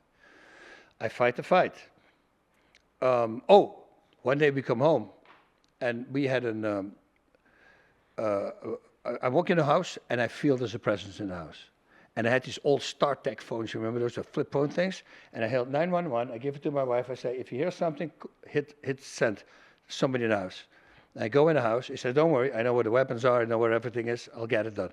So I walk in the house, and there's a big wall here, and I'm walking, it's open here, and there's an open kitchen here, and there's a door that goes to the open kitchen. I'm walking in the kitchen this way, making a lot of noise. Hopefully the person who was there, because I figured he was there, he's going to walk this way. I make a U-turn, catch a guy. And I am here, and I start sprinting back, and while I come back, that curtain flies up against the ceiling. So I kept running, and there was nobody in the house. Like, it didn't move, like I always say. No, it flew up against the ceiling. Did you pray? Did you say the name of Jesus? Nothing. What did you do? And it was really weird. It was not even so shocking to me. I go like, whoa, oh, that was crazy. But it was not like, oh my God. It was really weird. Anyway, then, maybe 2 weeks later, I was fed up with it. And I start challenging it. I went to the dining room. That's where I thought the guy was. It was always cold there. And it had a weird smell at sometimes. And I started there at 3 a.m. I didn't know the demonic activity started at 3 a.m., 3 p.m. Jesus passed away, 3 a.m. And I started challenging it there for 45 minutes an hour. Hair on my back stood up. I remember that. And I said, let's do this, you know? And I just wanted to get into it, get it over with. This crap, I don't want to do it anymore. And stopped. And then I met the last fight. We go to a new house because I wanted a house with a pool, which we now could buy because I had some money. We go to the new house. First night in the house, I asked, in the morning, we're doing breakfast, and I asked my daughter, who slept upstairs, how the night was. And the one who slept upstairs said, it was good, but I had a visit from 2 boys. And I heard 2 boys. I mean, you mean spirits then? She goes, yeah. I go, well, you're not freaking out? She goes, no, I wasn't freaking out. One kept playing on the bed the whole time, and then I said, could you please stop because I want to go to sleep. And they left me alone. How old? She don't know, 16, 17? Okay. I look at my wife, and I go downstairs. I go on my computer. Something happened in my house. Well, in 2001, a car with 4 kids, 3 boys and a girl, got out of control in our road next to us, drove through our wall. We're walking outside. We see where the wall is repaired. 2 boys died, 16 and 17 years old. So now I got goosebumps now again. So now I had all these experiences happening to me, and then I go to the movie set with Leo Severino.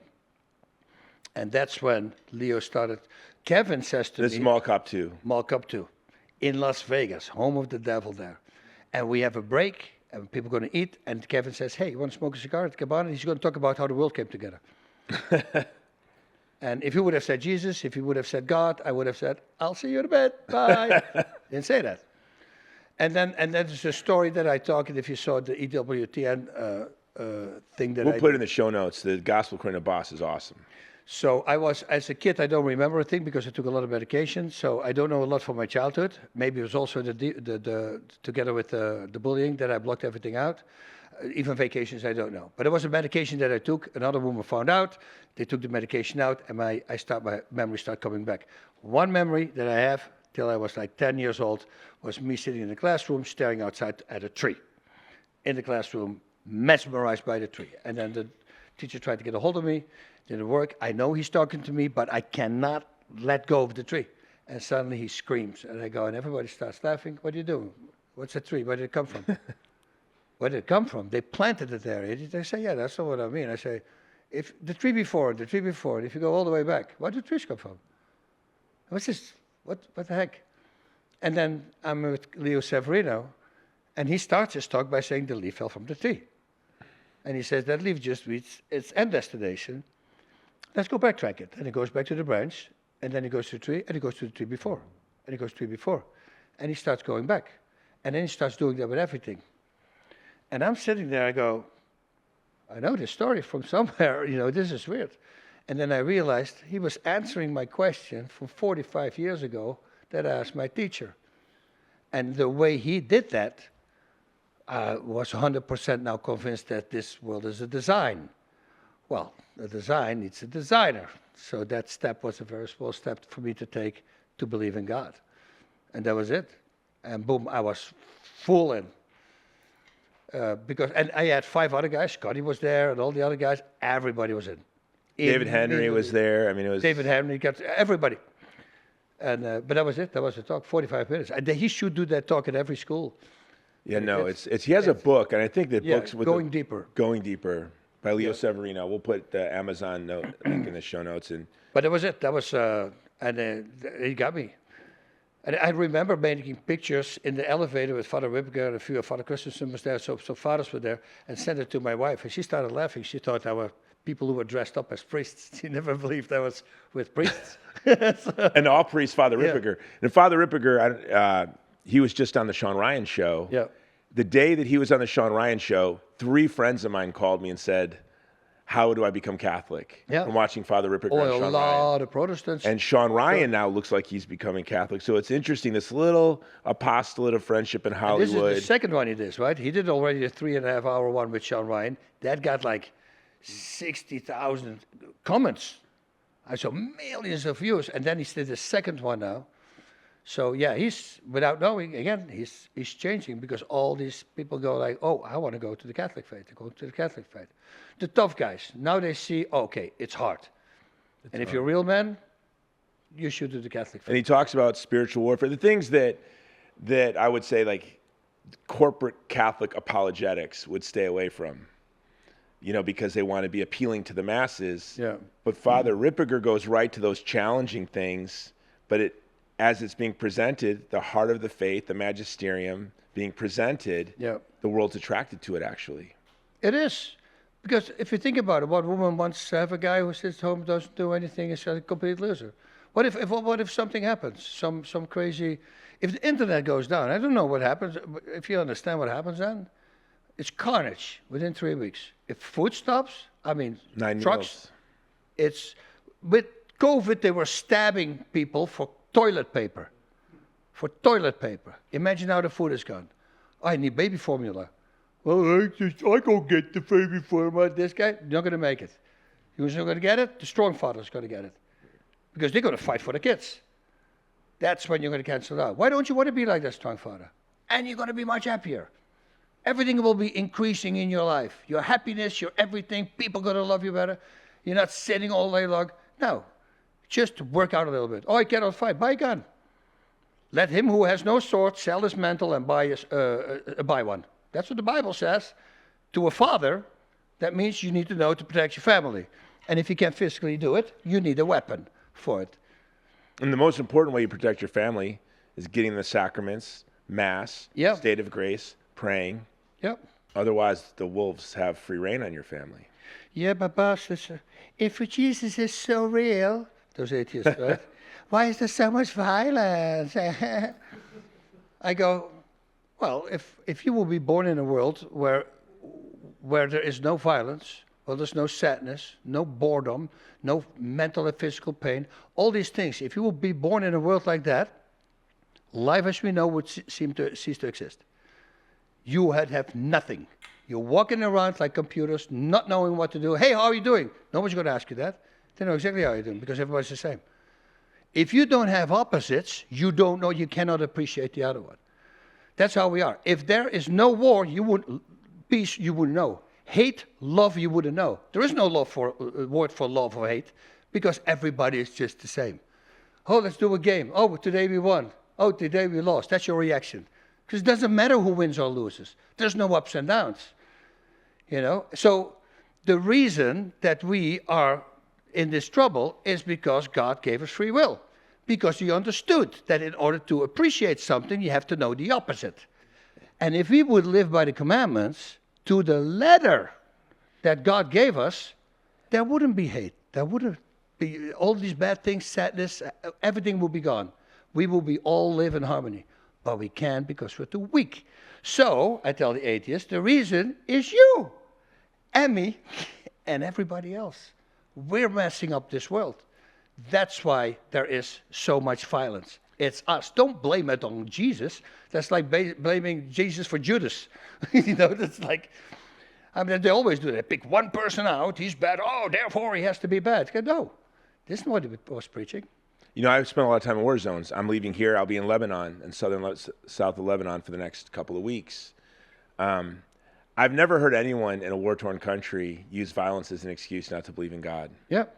It's someone from an affluent suburb in the United States who uses some distant person suffering on the other side of the world as an excuse to deny God. In fact, I see the strongest faith. I'll never forget, we were evacuated wounded Christians. Israel bombed the oldest extant church in the world, St. Porphyrius, on October 18th of 2023. And we went and evacuated the wounded women, pregnant women, and children.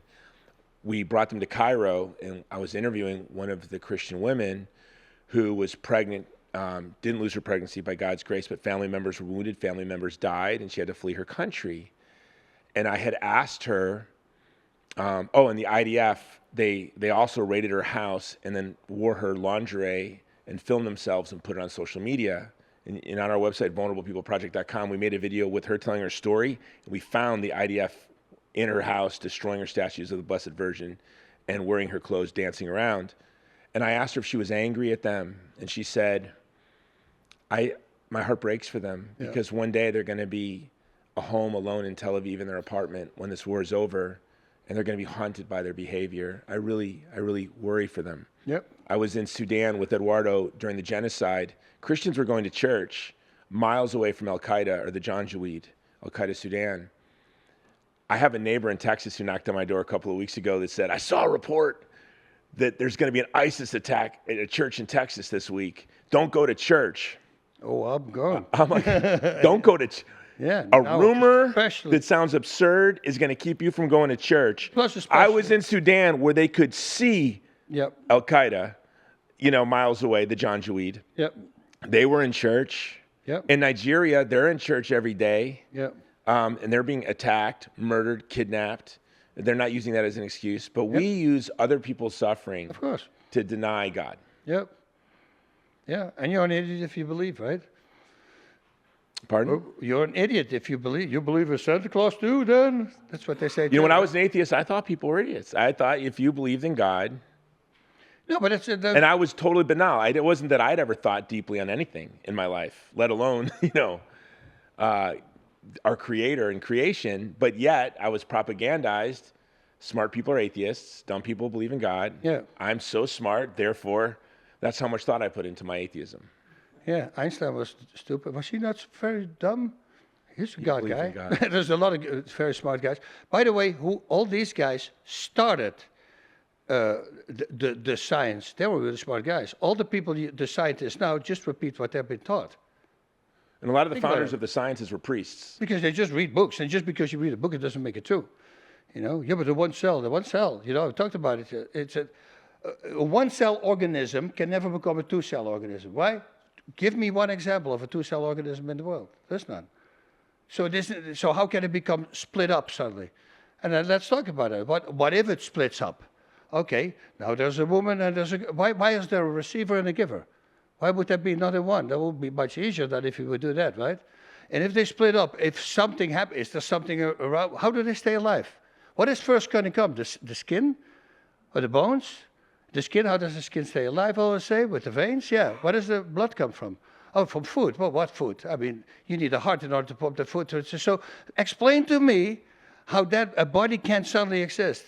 It's impossible. And then if you think about it, that's just not one cell. This has, and one by one, and at that time, probably 180 million different species. That happens to 180 million different species. And what if one is developed 60 miles up? It blew away and is there. And then the female cannot find the male. That is gone, right? So once you start breaking that down, the people go, that's what they say about the world's created in 7 days. Well, that's the only way actually to do it. And this is not my words. I saw this from somebody telling. Because plants, well, we need pollination, right? So there need to be insects at least. But wait a minute, there's also mammals that pollinate. Okay, so they need to be there. Which one was the first then? It needs to be very close to each other, right? And then the women, and what if then suddenly a baby gets born and an elephant steps on? Where does the elephant come from? I mean, you can go on and on and on. It's idiotic to think that it's not God who did it. And now we have scientists who are saying, yeah, there's a set of forces of nature that are immaterial. They can act on the material. They can also so they can make something, right? But if you make something, you're going to need space for it, right? So they create a universe. So that means they predate the universe as well. That means they predate the understanding of time. And once you start going into that, they go, that's the exact explanation of God in the Bible. I don't know if you know that, But now it's a bunch of forces of nature. They know. But they just know it's like 5 forces. Who comes up with that? Well, Why would you know? Anything but God. First, it was Darwinian evolution. I studied Stephen Jay Gould and punctuated equilibrium to prove my atheism. Yeah. That shocked me. It seemed absurd. Yeah. And then I read Darwin's Black Box because I was open to it after reading Stephen Jay Gould's book, magnum opus on evolution.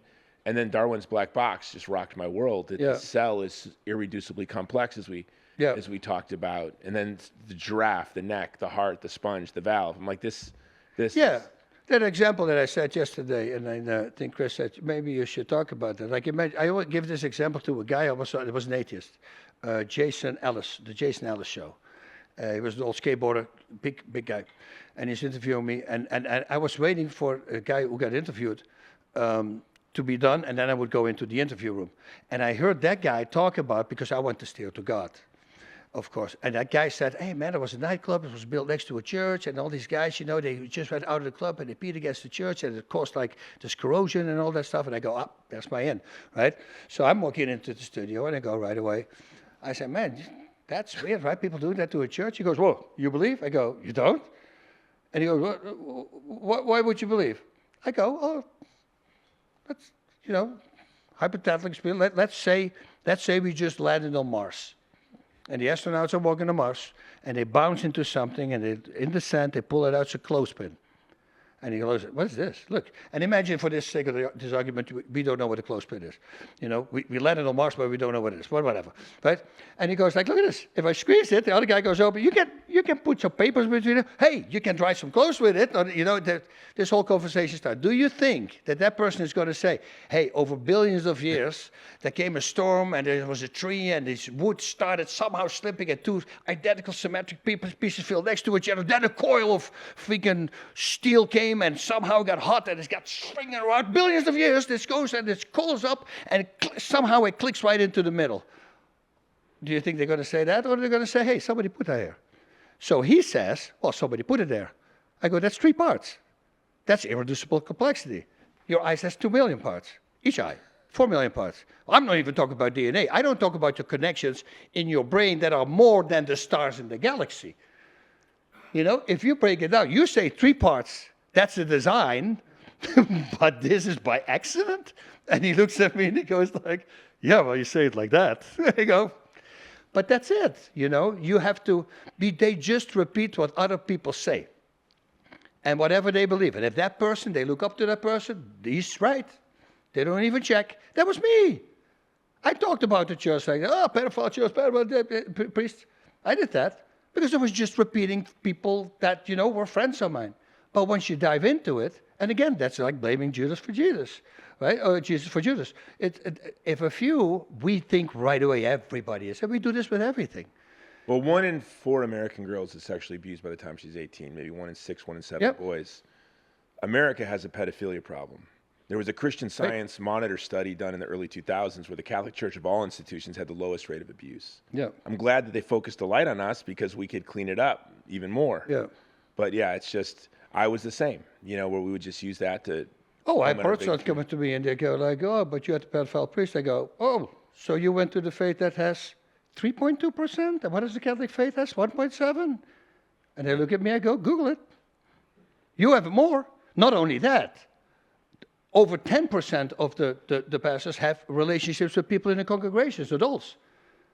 And 3.2% are pedophiles. And I go like, it's just a simple Google search before you switch church, dude. I mean, yes, 1.7 is still 1.7 too much. But don't tell me that it doesn't happen in your faith. It's more. So, and that's with everything. Yeah, a friend of mine said that. His wife said that to me. I said, so you went to the other side. That's almost double. And she looks at me. I go, well, why don't you Google it? No, whenever someone says that to me, I'm like, there's been no scandals in your church? And they'll all immediately say, oh, no, our youth pastor was fired 2 months ago. I'm like, Boss, when I think back to being a young man, raised with no faith, raised actually to hate Christianity, my parents were both married and divorced quite a bit of times, but I wanted to be a good man. There's a lot of I think all young men and women want to be good men and good women. In Jewish, every man wants to be a mensch. They want to be what it is to be a man.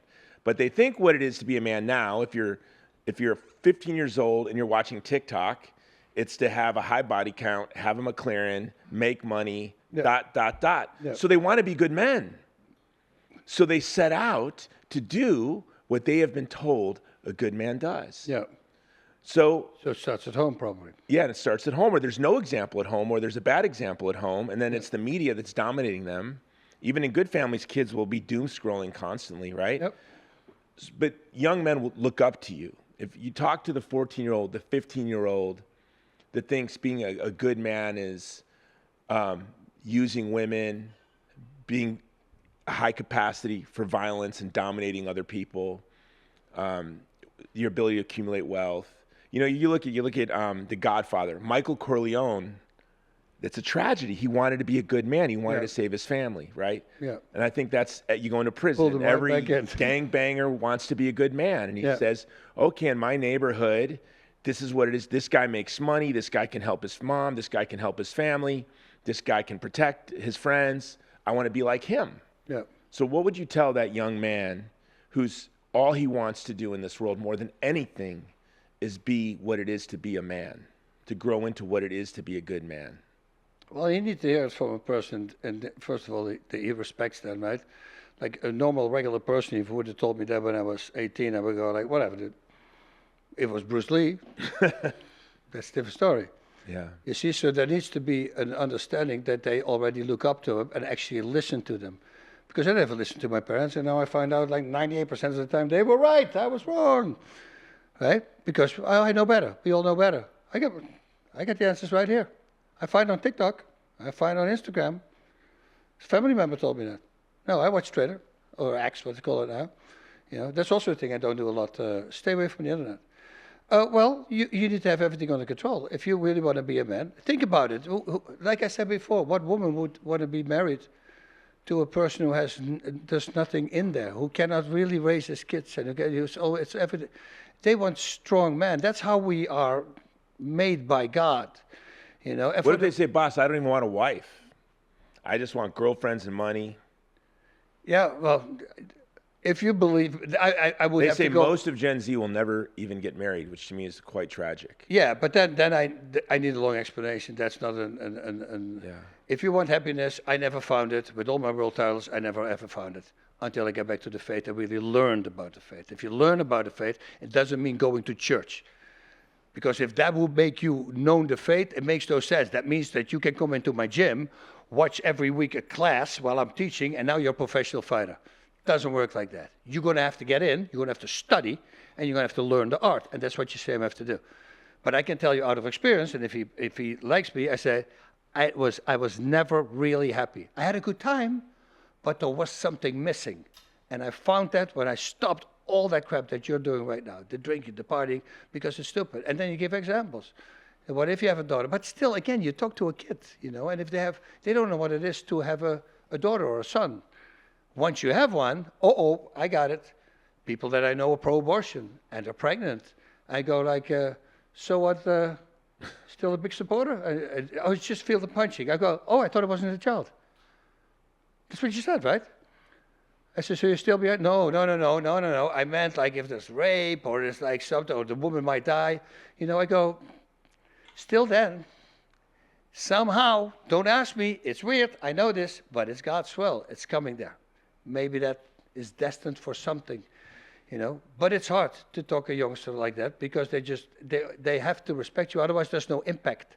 If just an adult says it, it's like my dad telling me, hey, don't do that, and I just did it. That's the problem. So I hope that they say, oh my God, I want a career like you. Okay, now we can talk. And I start training them. I wouldn't even talk about fight. That's what it is meant to be a good fighter. You cannot go after the women. You cannot be on social media. You cannot do this. You cannot do this. You have a goal. Your personal legend, right? In the book, The Alchemist is what they call it. You know, and then you might fall off the road, but jump back on because otherwise you're not going to get your destiny. Your personal legend that you want in life.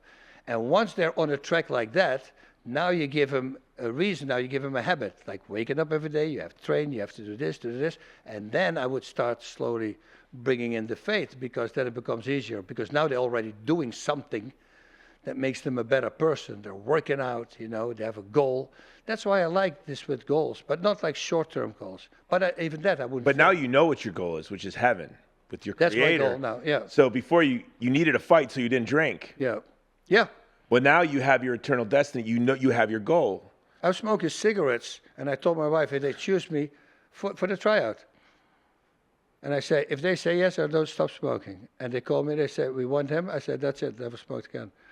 See, so you do it for things that we want to have earthly success, things that you cannot bring with you. They don't mean anything. They're not going to help you up there. Time stops. That's what I mean. It's forever. Time stops. And then if you start listening to what hell is and earth and heaven, that my concept is we are here to experience all the things that are good and are bad. And we get used to certain things. Like, for instance, if I'm kicking, keep on kicking, my shins become numb. And suddenly in fighting, you can just simply kick and you don't feel your shins anymore because they become numb. You get used to it. You get used to certain pains. You get used to certain love things. Now, real love, no, you never get used to it. It's always good. But pleasure things, you always get used to these things and they become normal again. I think once you go up to heaven or hell, you'll never get used to it. And that's a good thing you always feel 100% love, always feel 100% charity, everything there. And the pain, you're not going to get used to. So it's like, in a week, I'm used to these burns and to whatever it is. No, and the smells and the grinding of the teeth and everything they're talking about. You're not. You will feel it 100% for eternity.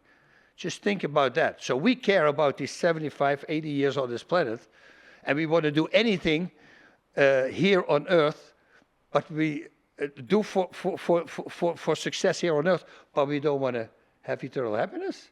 Our foresight is completely gone. By the way, that's in prudence, right? Foresight, I believe, under the virgin prudence. We don't have any foresight. That's for the rest of your life, for the rest of eternity. But we focus on what we have here. Stop focusing on what you have here. Stop focusing on where you want to go to. Is it there? Is it there? And then I read again. It was today. I was reading Zechariah. We're reading the book of Zechariah, 13:8, right? See, 2/3 of the land will go down. 2/3, 66%, is going to go to a bad place.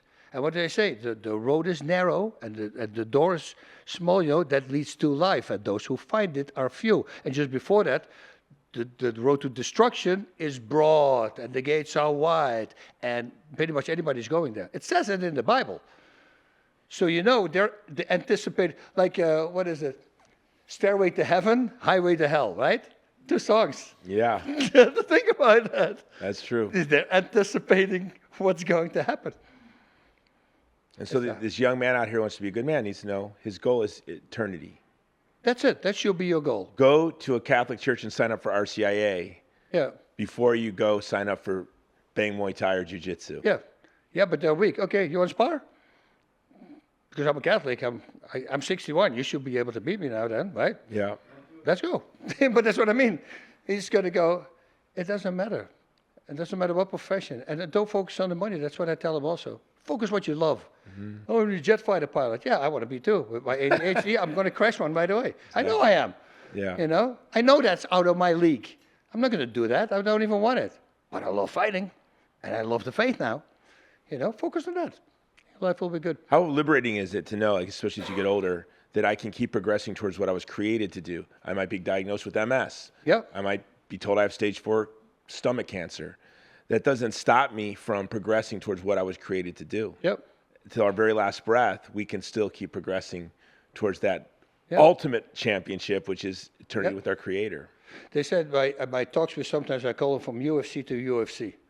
And it's from Ultimate Fighting Champion to Ultimate Faithful Catholic. Oh, that's good. And then Jesse Romero says from MMA to MMA. From mixed martial arts to Mother Mary's Army. I go, okay, that's it. When I was an atheist, there were 2 tapes that I would play. And I don't know why, 3. One was Alice von Hildebrand did a talk on Thomas Merton, which was pretty funny. And I listened to that a lot. And then I had one on Janet Smith on contraception, why not? And that really moved me, which is kind of odd for a guy in his late 20s, early 30s that was really moved by this contraception, why not? But then it was Jesse Romero's tape. This was from the 90s, the best of the best. Did you ever hear it? Yeah. No, it was just like, I wanted to be the best of the best. First, I wanted to be Muhammad Ali. Yeah. And I thought he was the best. Then I saw a Bruce Lee movie, and I thought Bruce Lee was the best. Yeah. And then I saw Jesus, but I always wanted to be the best of the best. And so as a young man, I listened to Jesse Romero's tape 100 times on being the best of the best. Every time I see Jesse, I go, he's awesome. Being the best. I want to be the best of the best. And he was going to, there was a chance that he was going to die a couple of years ago.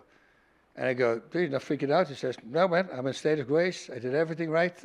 I'm ready. I don't want it for my family." He says, "But I'm not afraid where I'm going to go." So I go, "Cool, that's cool." And that's what we all Omnia causa fiunt, noli temere, Deus est concilium. That's the thing that I say many times. If something bad happens, everything happens for a reason. Noli temere, don't be afraid. And then Deus est concilium, God has a plan. And so even if I drop something, I'm annoyed by that, it happens for a reason. And that was the example I used yesterday. I was in a makeup chair. I had to get my makeup off because I had to go back home. I was shooting a TV show with Kevin in New York. And I needed to hurry. And Francisca, she was the lady. She says, just relax. I go, it's easy for you to say. I've been home for 2 weeks and I want to see my family. She says, boss, I was exactly like you. And the last time I was hurrying. I missed my flight and the flight crashed. Everybody on board was dead. Since that moment, I never complain anymore. I go, I'll take that one to the heart. Now, I almost got you to the airport late. You made a song about it. I made a song about it, yeah. We can play that later. Yeah, we can play it later. Well, boss, I just want to thank you just personally as an example to me and my sons and my friends and from my Green Beret buddies to my next door neighbors. Yeah. And it's still a work. Don't believe that I'm sitting here. I got everything under control. Please do not believe that. You know, there's a lot of work. There's still things that I need to fix. It's way less. It's like 80% less of what I was, but it's not good enough, and it still annoys me. Like I said, when I drink one beer, well, I told myself not to drink, or maybe judge a person, or you know, and judging with me is like, oh look, don't do that.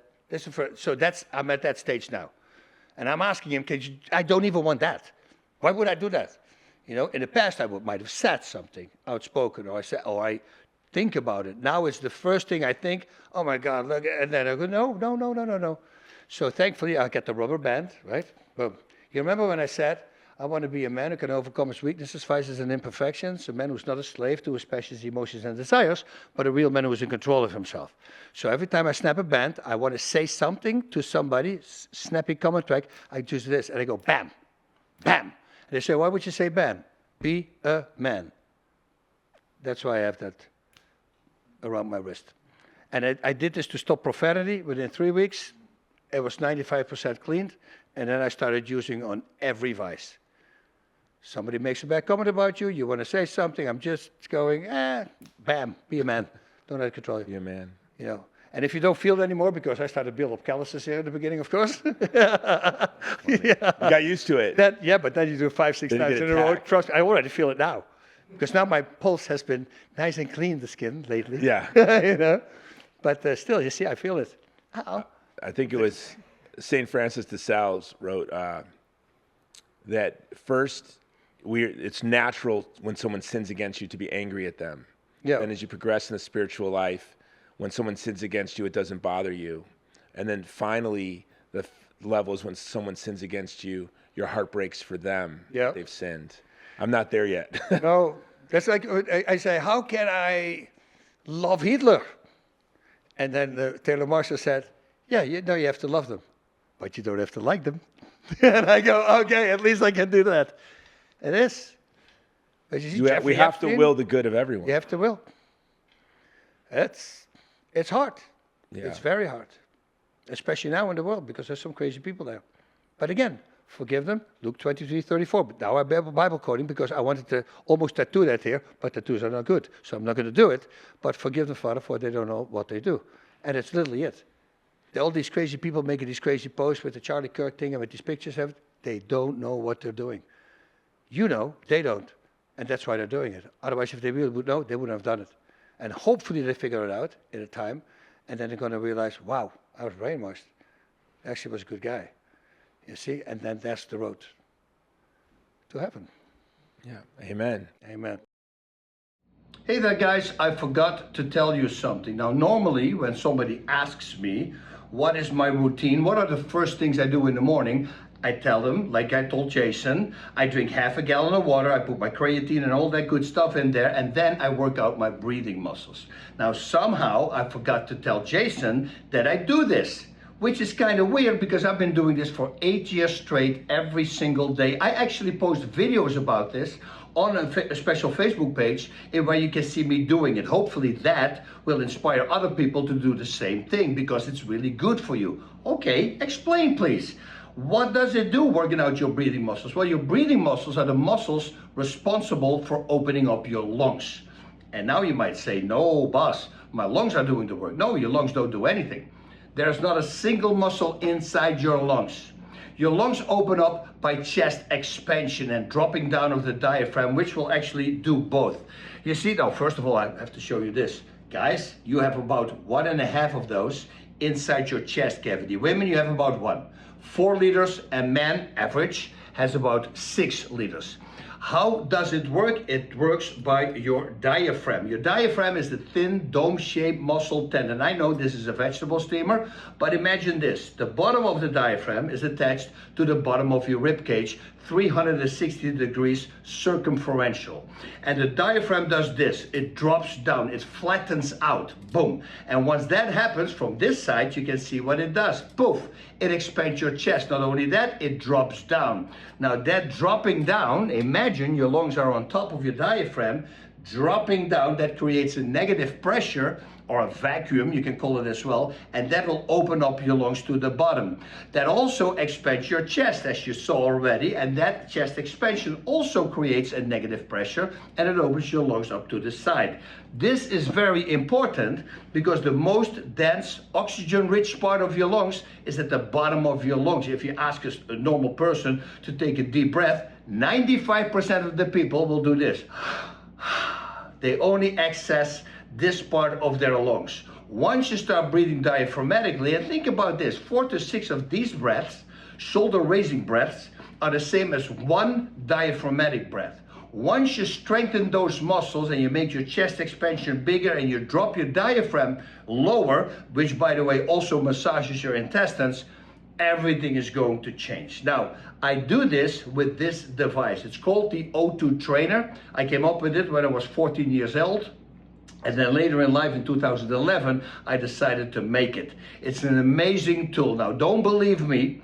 Please believe the published medical journals. This is clinically proven, not tested, what people say, because you want to know what is the result of that test. Clinically proven. Go to our website, click on the link about, and once you click on that, you see science. Click on that, it brings you to a published medical journal website, and you will find over 1,000 published medical journals about what inspiratory muscle training does for you. And the O2 Trainer is an inspiratory muscle training. This thing cured me within 3 weeks from my asthma. I was carrying an inhaler with me everywhere I went. My entire career, fighting career, everything, always an inhaler in my pocket. 3 weeks with this thing, I don't even own an inhaler anymore. It's good for everything, cystic fibrosis, for COPD, for back problems. It's amazing what it does. Please check out those published medical journals. All right, Godspeed and breathe on. I want to thank you for watching the show.